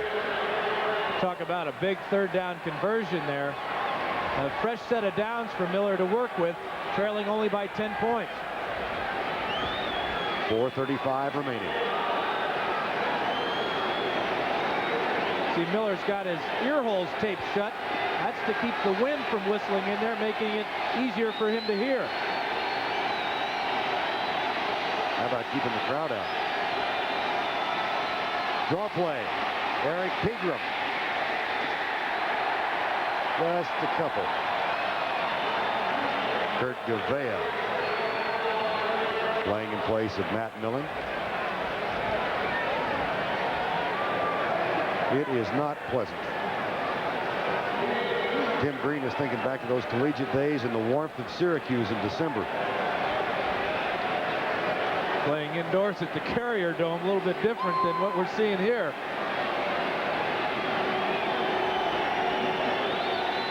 That guy needs fashion help. We ought to get him with Chris Hinton. Well, you see Dukes rolling the ball around in the mud. I don't think Miller's going to like that. Miller, Pritchard, first down at the 37-yard line. And Freilich and Johnson having a quiet conversation. That is a gain of 13 for the Falcons. But you know, Dukes has to get a good grip on this ball too for this short snap from center. Perfect snap as he dead balls it to Miller's right hand. But the protection is there again for Miller, and Pritchard's having a big day working across the middle. Mike Pritchard, the rookie from Colorado. Wilbur Marshall coming in late just to make sure he stayed down in the battle in the trenches. That's Freilich and Johnson. And it's 1st and 10, out of the shotgun again. Rising at the 30. Rypien picked up a little mud and threw it back at the guys that tackled him. I'm talking about Sandlot here. He was driven down head first into the mud and picked up a handful and threw it at the guys. I'm not sure there's a penalty in the NFL for that. Mud throwing. Yeah. This is really a grudge match. Jesse Ventura ought to be here. He would love it. Watch Rypien as he's driven back by Edwards and Gavea. He'll pick up a little bit of mud and toss it out. Illegal use of mud. Miller down at the 40. 3rd sack. The ancient wonder, Monty Coleman, who said last night he wants to play 15 years in this league, which means he needs 2 more. He came up with probably the biggest play here so far, as that puts Atlanta in a 3rd and long situation, and Miller will be facing a secondary that will drop 7. 1:38 remaining in the 3rd quarter. Outlaws are gaining on the posse. That's not the way it's supposed to be. Every Western I've seen, it went the other way. Jason Phillips down at the 29. It'll be 4th down. And I would expect Norm Johnson to come on. He has been perfect inside 45 yards this season. But he won't have a tougher attempt than this one coming up. 17 of 17 inside 45 for the regular season. 2 of 2 on the artificial surface in the dry climate of the Superdome last week. And this will be exactly 45. Acquired week 3 after being placed on waivers by Seattle. Full Haig to hold.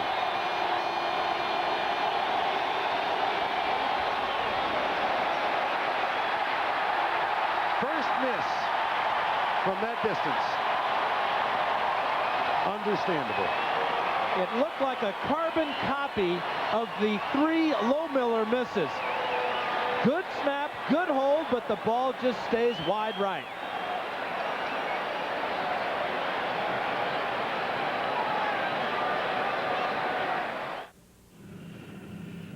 If I want to keep playing baseball, I'm going to have to keep working. There's no off season anymore. Every day it's just me and a pile of iron, or a bike I ride forever. And when I get sore, I take Advil. It's strong, it works, and I know it helps. And Advil's gentler on my stomach than aspirin. To last as long as I have, you got to stick with what works. That's why I use Advil. Advil, advanced medicine for pain. Once again, BMW takes the luxury sedan where it's never been before. The 750iL with ASC plus T, automatic stability control plus traction. Every second, computers monitor wheel slippage and apply up to 100 engine and brake adjustments, helping keep the driver in control, proving the difference between an ordinary sedan and the ultimate driving machine. Time to think about life insurance? Let your Allstate agent work it out on paper. Everything from mortgage protection to a plan for a breezy retirement. Let your Allstate agent be your agent for life. You're in good hands with Allstate.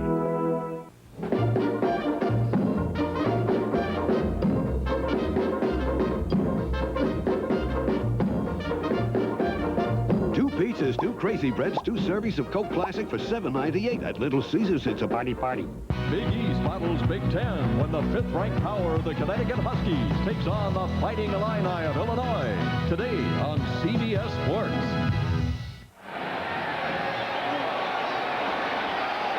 Well, this is what it's all about when you're a kid playing in the mud. Jason Phillips gets the piggyback ride from Charles Mann. Never want to take the child out of the man, and they have it here. First down and 10. Minor, Tuggle. Nothing. Another big hit from Jesse Tuggle. Gibbs says he's the best middle linebacker in football. That is saying a mouthful as we end a third quarter that moved along quite rapidly, Verne. Did indeed. Only 3 points scored in the quarter. Those by Chip Lohmiller, the short field goal. And they will allow the quarter to expire. Mike Pritchard attending to a sore left ankle. Pritchard with 5 catches so far. That's the end of the third quarter from RFK Stadium. 17-7. Redskins up over Atlanta by 10. This is a commercial for this clever little portable CD player from Magnavox, the inventors of CD technology. I'm sorry, actually, this is a commercial for the ingenious Magnavox 13-inch TV with a built-in VCR. I'm sorry, this is really a commercial for this brilliant 52-inch TV with 100-watt Dolby surround sound. I'm sorry, wrong again. This is supposed to be a commercial for this Magnavox 386 notebook computer. Hang on, we haven't finished! Oh, I'm sorry. The ingenious products from Magnavox. They're smart, very smart. Thank you, Doctor. I'm not a real doctor, but if I were, I'd recommend Ligament for occasional muscle pain. Still going. Nothing outlasts the Energizer. They keep going and going. 5 hours in a balloon, how romantic. 5 hours? What about my diarrhea? Don't worry, honey. I brought the Firmatine.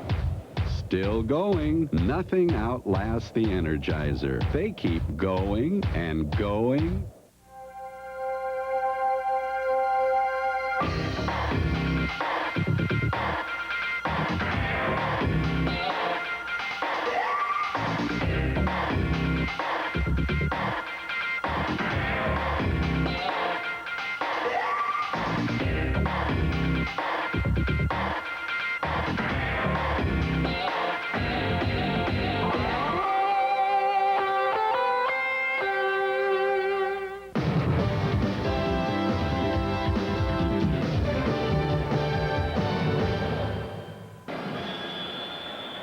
Washington Redskins at home leading the Atlanta Falcons 17-7.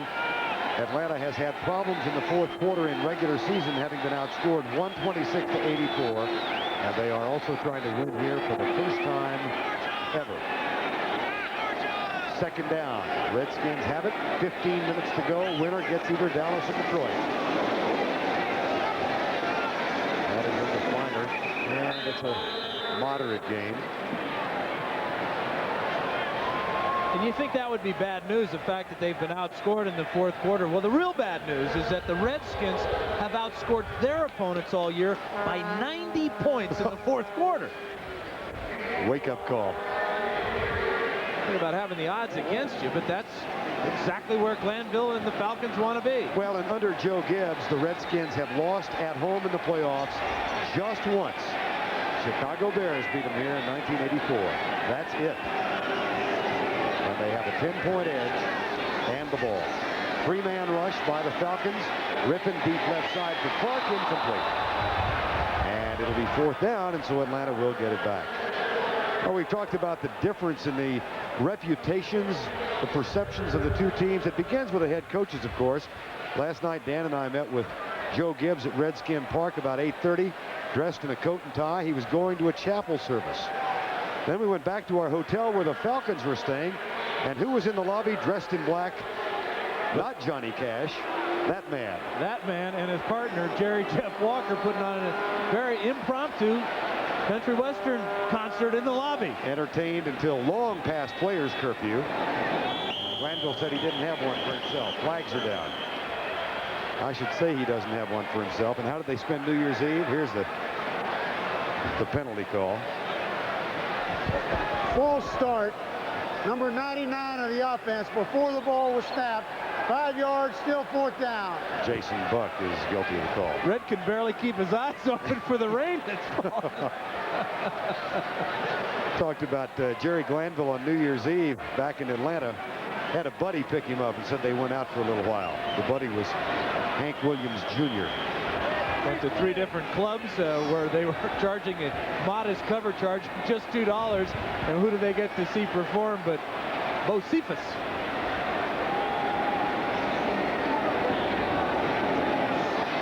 Low snap. Got it away. Good one. Deion Sanders at the 31. Got some room. Not enough. Down at the 41-yard line. Here comes the late flag. 16 on the return of a 43-yard punt. And it's against Atlanta. Boy, big mistake on his special teams. Sanders had a very good return, but it's going to be pushed back 10 yards for the illegal block. During the run back. Number 41 of the receivers. Be a 10-yard penalty. First down at 10. Look of dismay on the face of the special teams coach, Bobby April. We'll return to RFK Stadium after this message from your local station. You're watching the NFL on CBS. This is CBS. At 8 on WLNE 6. 14 minutes remaining. NFC Divisional playoff game. The Washington Redskins led by 7 at the half. They've increased it to 10, but Chris Miller and the Falcons have the football at their own 32-yard line.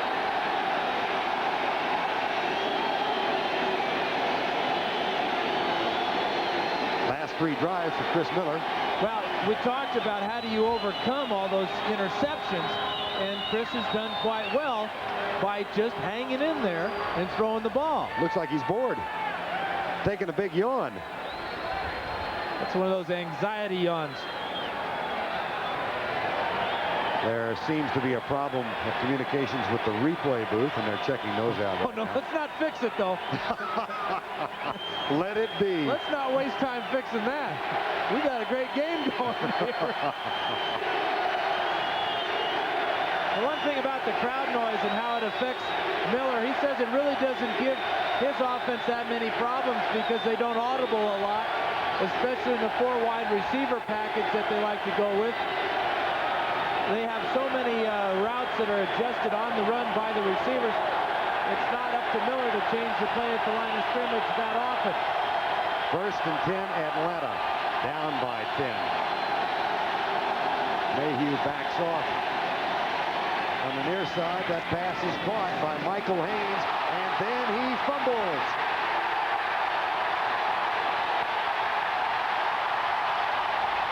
Redskin ball in the arms of Wilbur Marshall. 5 Atlanta turnovers.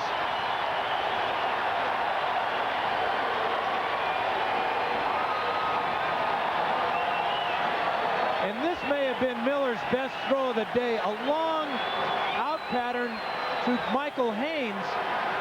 And he has to squeeze it between defenders here. There's the catch. And then the hit from the backside by Andre Collins, and Wilbur Marshall with another takeaway for the Redskins. 5 Atlanta turnovers. They had 6 in losing 56-17 here before. And gosh, Dan, I think they may have gotten the communications fixed to the replay booth. Yeah, and look what they did, Verne. Bob Wagner now has a walkie-talkie in his hand there. And they're reviewing On the field, we have a catch, a fumble, a recovery by the defense. The play is being reviewed by instant replay. Yeah, that's what they're using. Now he wants somebody to turn it on for him so that he can communicate. Watch this catch, and then the hit by number 55, Collins, as he drills Haynes in the back and pops it loose. Now, what are they reviewing? Obviously a catch. Haynes made the catch, turned around and got hit, and then was falling to review by the replay official. The play stands. Absolutely. And I think it was Kurt Gavea who got the hit. There it is. And the play does stand. 5 turnovers. And first down and 10, Washington at the 48-yard line. Ricky Irvin's in the lineup.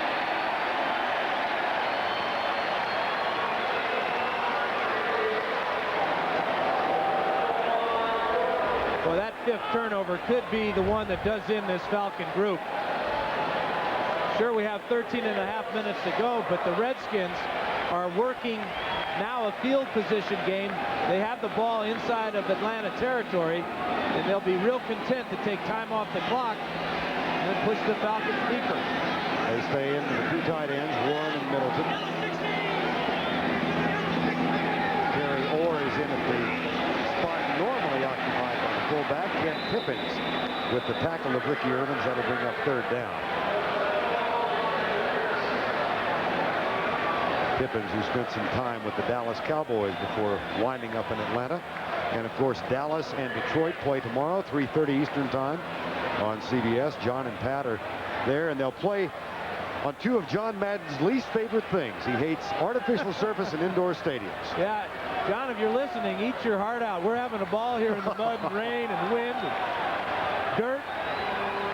Mike Ken, 14 years in the league, hoping to play one more game at least this year, but his team needs to stiffen. Here's Rypien. That's caught, and it might be enough to move the chain. Very close. Gary Clark. I'm going to give it to him with forward progress here.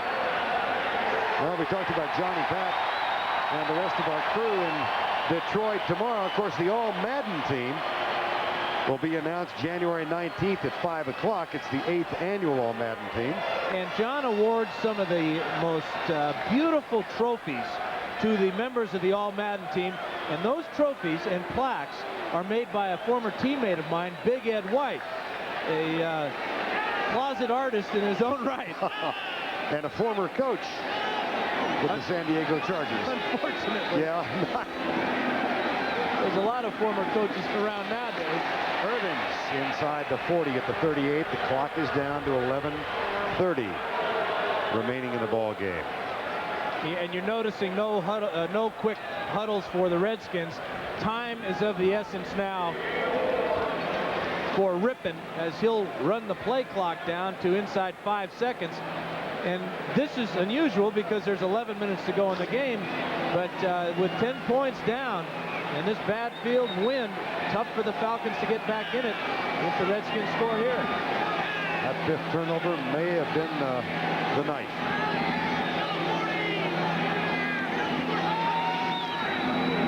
Irvins. And he is stopped short of the first down at the 35-yard line. And the clock at 10:45 and winding down. Redskins heavily favored, 14-2 for the year. Under Joe Gibbs, of course, they have won 2 Super Bowls, favored to win it again this year. We talked about how they led the league in 3rd down conversions, hitting over 50%. Well, today they're right around 33%. And this is a big one coming up. 3rd and 4. 10:15 to go in the ball game.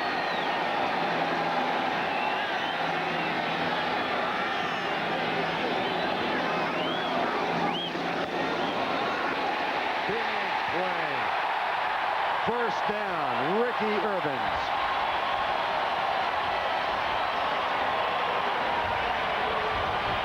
This is why they call them the Hogs. They are at home here in this pigsty. McKenzie and Lachey on the counter tray, the trademark play of the Washington Redskins. And a big first down for Ricky Irvins. Where do they go after the game? Anywhere they want. Not those guys, the other guys.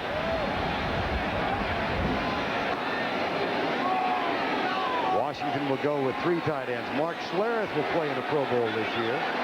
This will be the 7th play of the drive, and they've chewed up 4.5 already. And the clock shows 9:15 to go. And every time the ball is snapped and they run a running play, they're taking 40 seconds off that clock.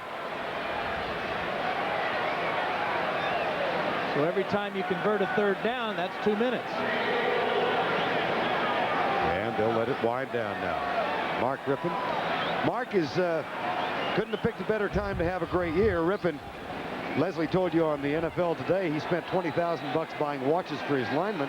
He's got a new contract coming up. And the first name he mentioned when we talked to him about his contract was thank you, Dan, as in Dan Marino, for raising the ceiling a bit. Right. You like to have the curve going up. Rypien, backfield, hit incomplete for Gary Clark. It'll be third down. Mark also spent the holidays here. Of course, the Redskins had the week off, and he is from Canada originally, but he flew his mom and 2 brothers and a sister-in-law and a sister down here to spend the Christmas holidays with the Rypien family.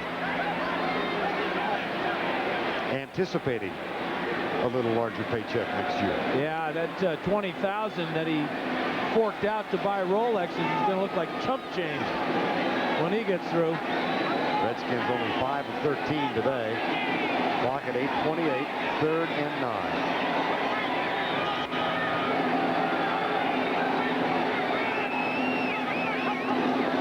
All-out blitz. Rypien reads it. First down at the 15. Perfect. In front of Deion Sanders. Gary Clark with the catch. This is 3 straight third down conversions for the 14-2, soon to be 15-2 Redskins. Good patience by Clark, pushes off just a touch, and then the perfect low throw by Rypien makes it an easy grab for this very wet Gary Clark. There are a couple of decent football players coming for a rest. Art Monk, Gary Clark. 1st and 10, Washington. 7:48 remaining. Deion had perfect coverage here with just a perfect throw by Rypien.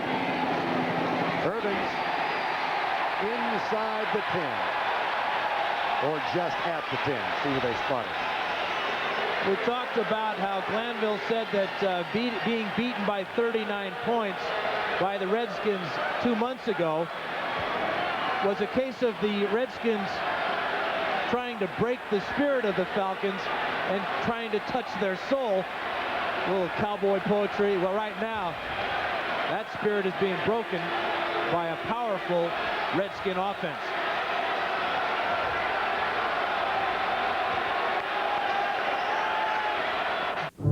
This game summary is sponsored by Budweiser. Take a look at the second line. 5 Atlanta turnovers. Amazingly, they have led to only 7 Washington points. But that has been a big, big factor in the game. Chip Lohmiller has missed 3 field goals. And now the Redskins, leading by 10 with 7:31 to go, have a second down at the Atlanta 10-yard line. And they will keep it on the ground again. Ricky Irvins down to the 7-yard line. We may be seeing a changing of the guard for the Redskins on this drive. It has been Ricky Irvins. In fact, today, he's been the main guy on the ground for the Redskins. 77 yards now on 18 carries. And Gibbs is putting the ball in his hand on this all-important drive. Time has been called by the Atlanta Falcons. They have 1 left.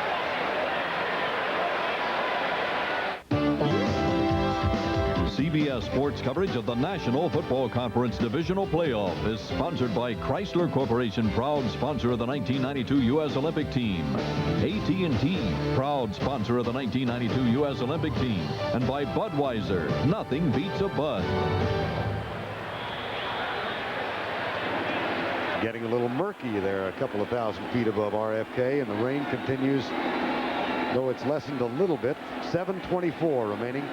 How about the work of the offensive line of the Washington Redskins on this drive? Well, they've been perfect on third down conversions, 3 for 3, and they've really taken over. We've seen the counter tray play.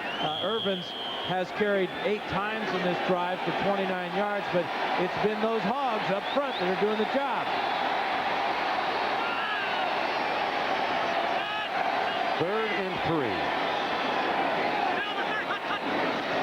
Rypien will throw. He hasn't been sacked yet today. Had Irvins, who was going backwards, and a flag is down.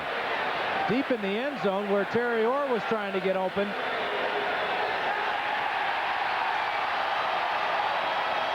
Defensive holding, that'll be a first down.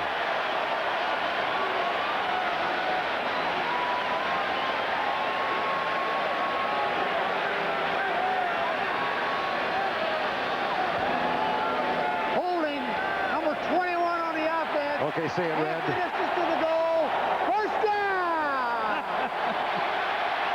It's one of my 2 favorite calls. The other one was Ben Dreith. That's 15 yards. He's given him the business. Glanville has been criticized for his team lacking discipline. This is only the 3rd penalty of the day against the Falcons, but that will probably do it for Glanville as the Redskins take over inside the 5 with a fresh set of downs. 113 penalties in regular season. Gerald Riggs is the deep back in the eye. It's Riggs to the 1.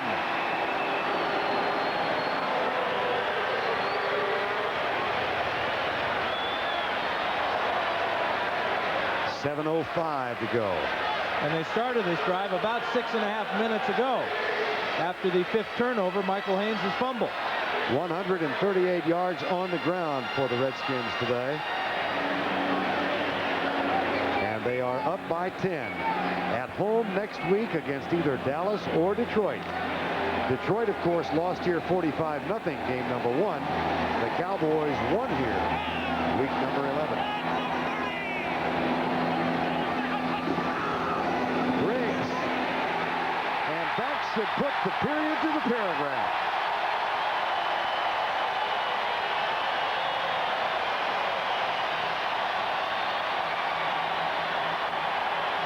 And a dagger in the heart of the Atlanta Falcon hopes.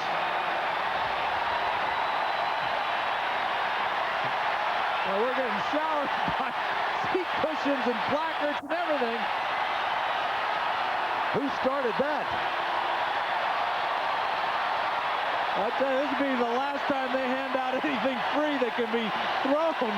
What was the signal? I think it was touchdown. It's going to take them an hour to pick them all up. Looks like somebody spilled mustard. I think there's a flag down on the field, Verne, but I couldn't tell you where or what it was for.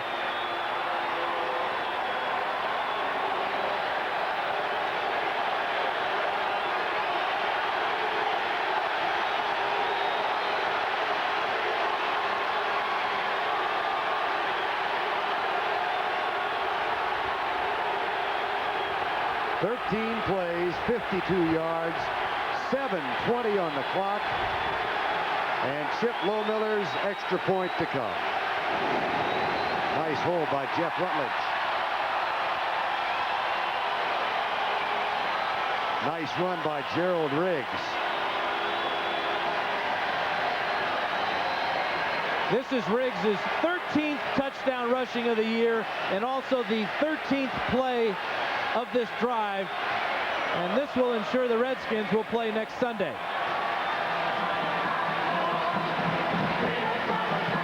Off the left side, behind Donnie Warren at fullback, Dan Lachey. A lot of beef over there. Russ Grimm, number 68. And the victory dances and all the seat cushions are coming. Ron Middleton looks like a heavyweight Deion Sanders. He'll never make it in any hammer wrap, though, with that move. Redskins are at home next week. How will the field be? Let's go down to Pat O'Brien. All right, Verne, thank you. And Tony Burnett, you got your hands full for next week. How bad is the field?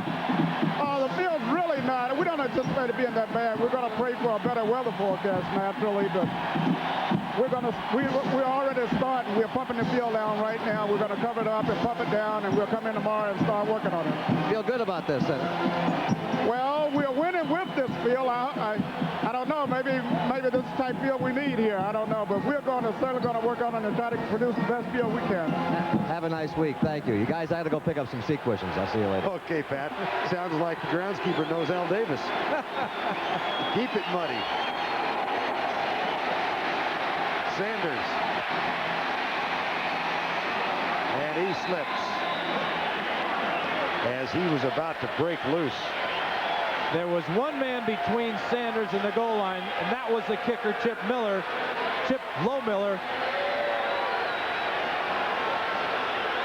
And that muddy field made the tackle. Happy New Year. The 1985 Bears were truly monsters of the Midway as they set a playoff record that may never be duplicated. In a divisional playoff game against the Giants, Chicago beat New York 21-0, and 1 week later shut out Los Angeles to win the NFC Championship. By not allowing a single point in 2 postseason games, the Bears defense led Chicago into Super Bowl 20 and made the Bears the best they can be. Well, the cushions have been pushed off the field and around the playing surface 24/7. Washington Redskins will be at home, and the season will come to an end for the Atlanta Falcons. 5-5 after losing here by 39. Won 5 in a row, lost in Dallas, won in New Orleans last week. Only the second playoff win ever for the franchise. The last was in 1978. But they haven't had the ball enough in the fourth quarter to matter. Here's Miller. That one is incomplete. And Sidney Johnston made sure it was.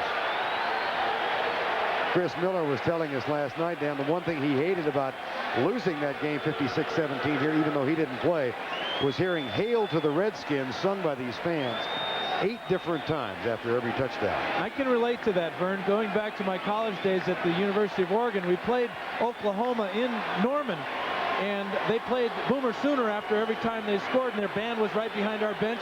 Well, they scored 68 points. I learned all 12 verses of that stupid song one day. 2nd and 10. Chased by Fred Stokes. Caught by Fred Stokes. That's the 4th sack. And the celebration begins on the Redskin bench. They are at home next week against either Dallas or Detroit. They'll be favored no matter the opponent. I get a sense they would just as soon have Detroit come in here. There's something about Dallas. These fans know it. They've been chanting, "We want Dallas. We want Dallas," in the timeout. And Joe Gibbs is turning around saying, "No, no." There's no way the Redskins want to play the Cowboys. I think the Cowboys are going to beat Detroit tomorrow, and that's exactly what we'll see next week. A fantastic game between a couple of bitter rivals. Dallas and Detroit in the Silverdome tomorrow, where the Lions, not to put them to sleep too quickly, are 8-0 this year. Incomplete for Miller. And of course that game tomorrow at 3:30. This is hammer time, not the kind of hammer time you wanted. But that shows me a lot. The hammer stuck around. He could have easily gotten in one of those big old limos and taken a hike, but he is too legit to quit. Oh boy, I wish I hadn't said that. I wish you hadn't either. Here's Chris Miller. Oh, the frustration. Rough day for Chris Miller. 17 of 31 for 178. 4th and 19. And not to do, but go for it.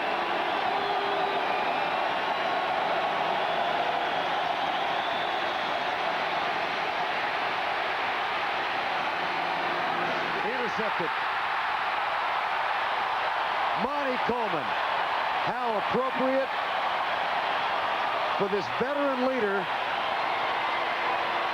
of the Redskin team.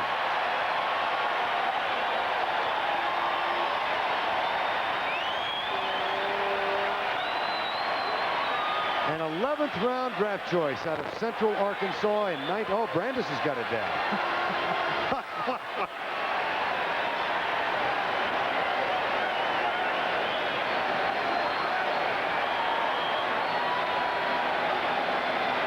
Miller just trying to make something happen. Not quitting at a receiver, but with the field conditions and a slippery ball and the wind, this ball gets out of spiral, and it's an easy interception for Coleman. Hand off to Ricky Irvins down to the 41.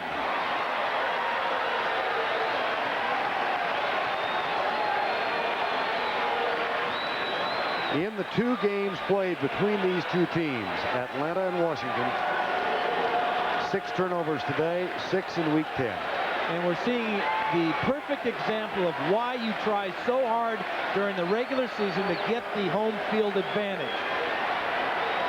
The run and shoot just cannot handle these type of weather conditions. And when you combine that with a fantastic defensive game plan by Richie Pettibone, too much for the Falcons to overcome. 2nd down and 4. Here's Irvins again. Searching to the outside. 1st down, Washington. Heads-up play by Irvins for a rookie. Sliding, not going out of bounds, keeping the clock rolling. Gave up some yardage to keep the clock rolling. That's a veteran play by Ricky Irvins. Watch, he sees the sideline coming up, and he's going to take the dive right here for us and keep that clock going. Save.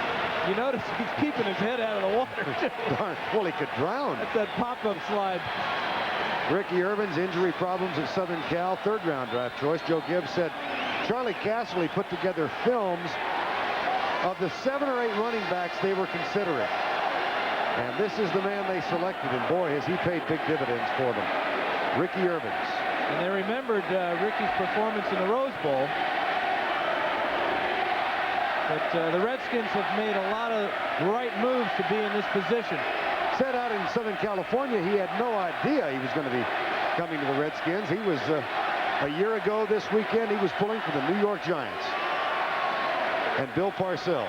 And I'm sure that his teammates will forgive him for a little while. But one of the interesting things, though, yesterday when we were talking to him, he's just a rookie. You got to remember that. Monty Coleman was next on our list to talk to. Monty said, "Hey, rookie, get out of that chair. You're out of here." When is a rookie no longer a rookie? Well, technically, after the 3rd game of his 2nd year. But some guys, they're rookies their whole lives.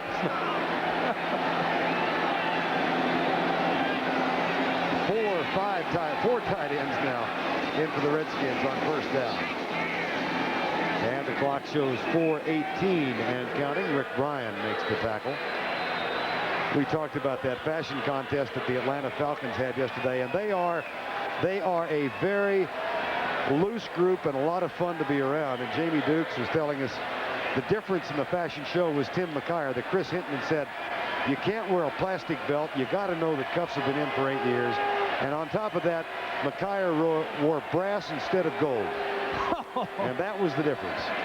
Well, we checked around and said, who is the worst dressed player on the Atlanta Falcons? Sad to say, it was a defensive line. Some guy from Oklahoma out there. Where's 77? Here's the blitz on the run. And the handoff is down at the 28-yard line. 3:25 to go. No timeouts left for Atlanta, of course. And Irvins is getting close to that 100-yard mark. Needs just 5 more yards. But with the time, no timeouts, no way to stop the clock, the Redskins can put this one away. But it's interesting that Gibbs is going with Irvins in this situation now instead of Ernest Miner. He says that Irvins has given him a lot of big plays all year long. 3rd down and 5.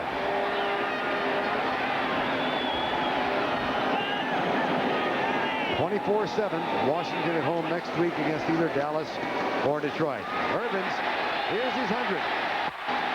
And a few more to tack on for good pleasure. Congratulations from Ed Simmons. Tracy Eaton with the tackle. Watch as they hit off the left side here with the counter move here. Irvins gets around the corner. And now Dion gets tripped up by the thought that was second base. seat cushion there. Irvins 104 yards in the ball game. Dallas and Detroit coming up tomorrow on CBS. Wilbur Marshall and Brad Edwards begin the celebration, or rather continue it, on the Redskin bench. 2 minutes to go.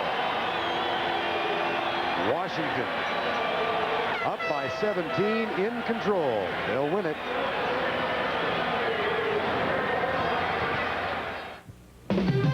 Don't forget the NFL Today postgame show coming up with Greg and Terry and John Robinson back in our New York studio, and that'll be followed by college basketball. The undefeated UConn Huskies travel to Champaign, Illinois to take on the Fighting Illini. That's coming up live after the NFL postgame show.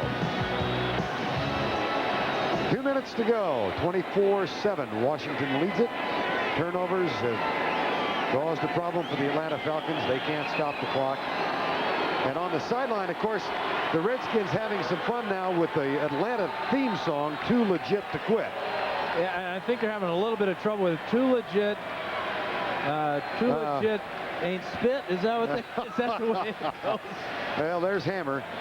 I'm on your side. He toughed it out today and stuck with Jerry Glanville in the bunch. I wonder what happened to MC part of that, though. I mean, he's going the way of Cher, huh? And Madonna, yeah. One name. You reach that kind of status, and it's one name. Oh, it's kind of like Verne.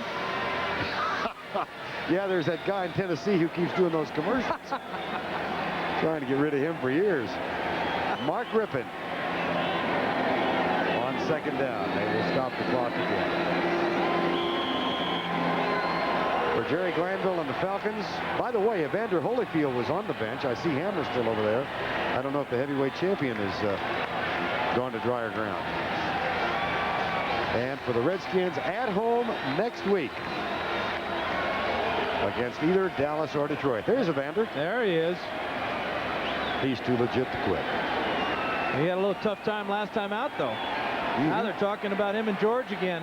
Mike Ken, 14th year in the league, and the season will end today. Class act. The Washington Redskins will be at home a week from tomorrow, the NFC Championship game against either Dallas or Detroit. They run their postseason record here under Joe Gibbs to 8-1. Jim Hannafin on the right, offensive line coach. No sacks again today, better than 140 yards.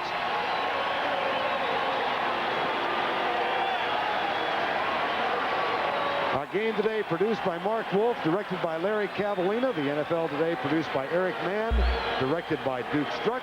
The senior producer of the NFL on CBS is Ed Gora, and the executive producer is Ted Shaker.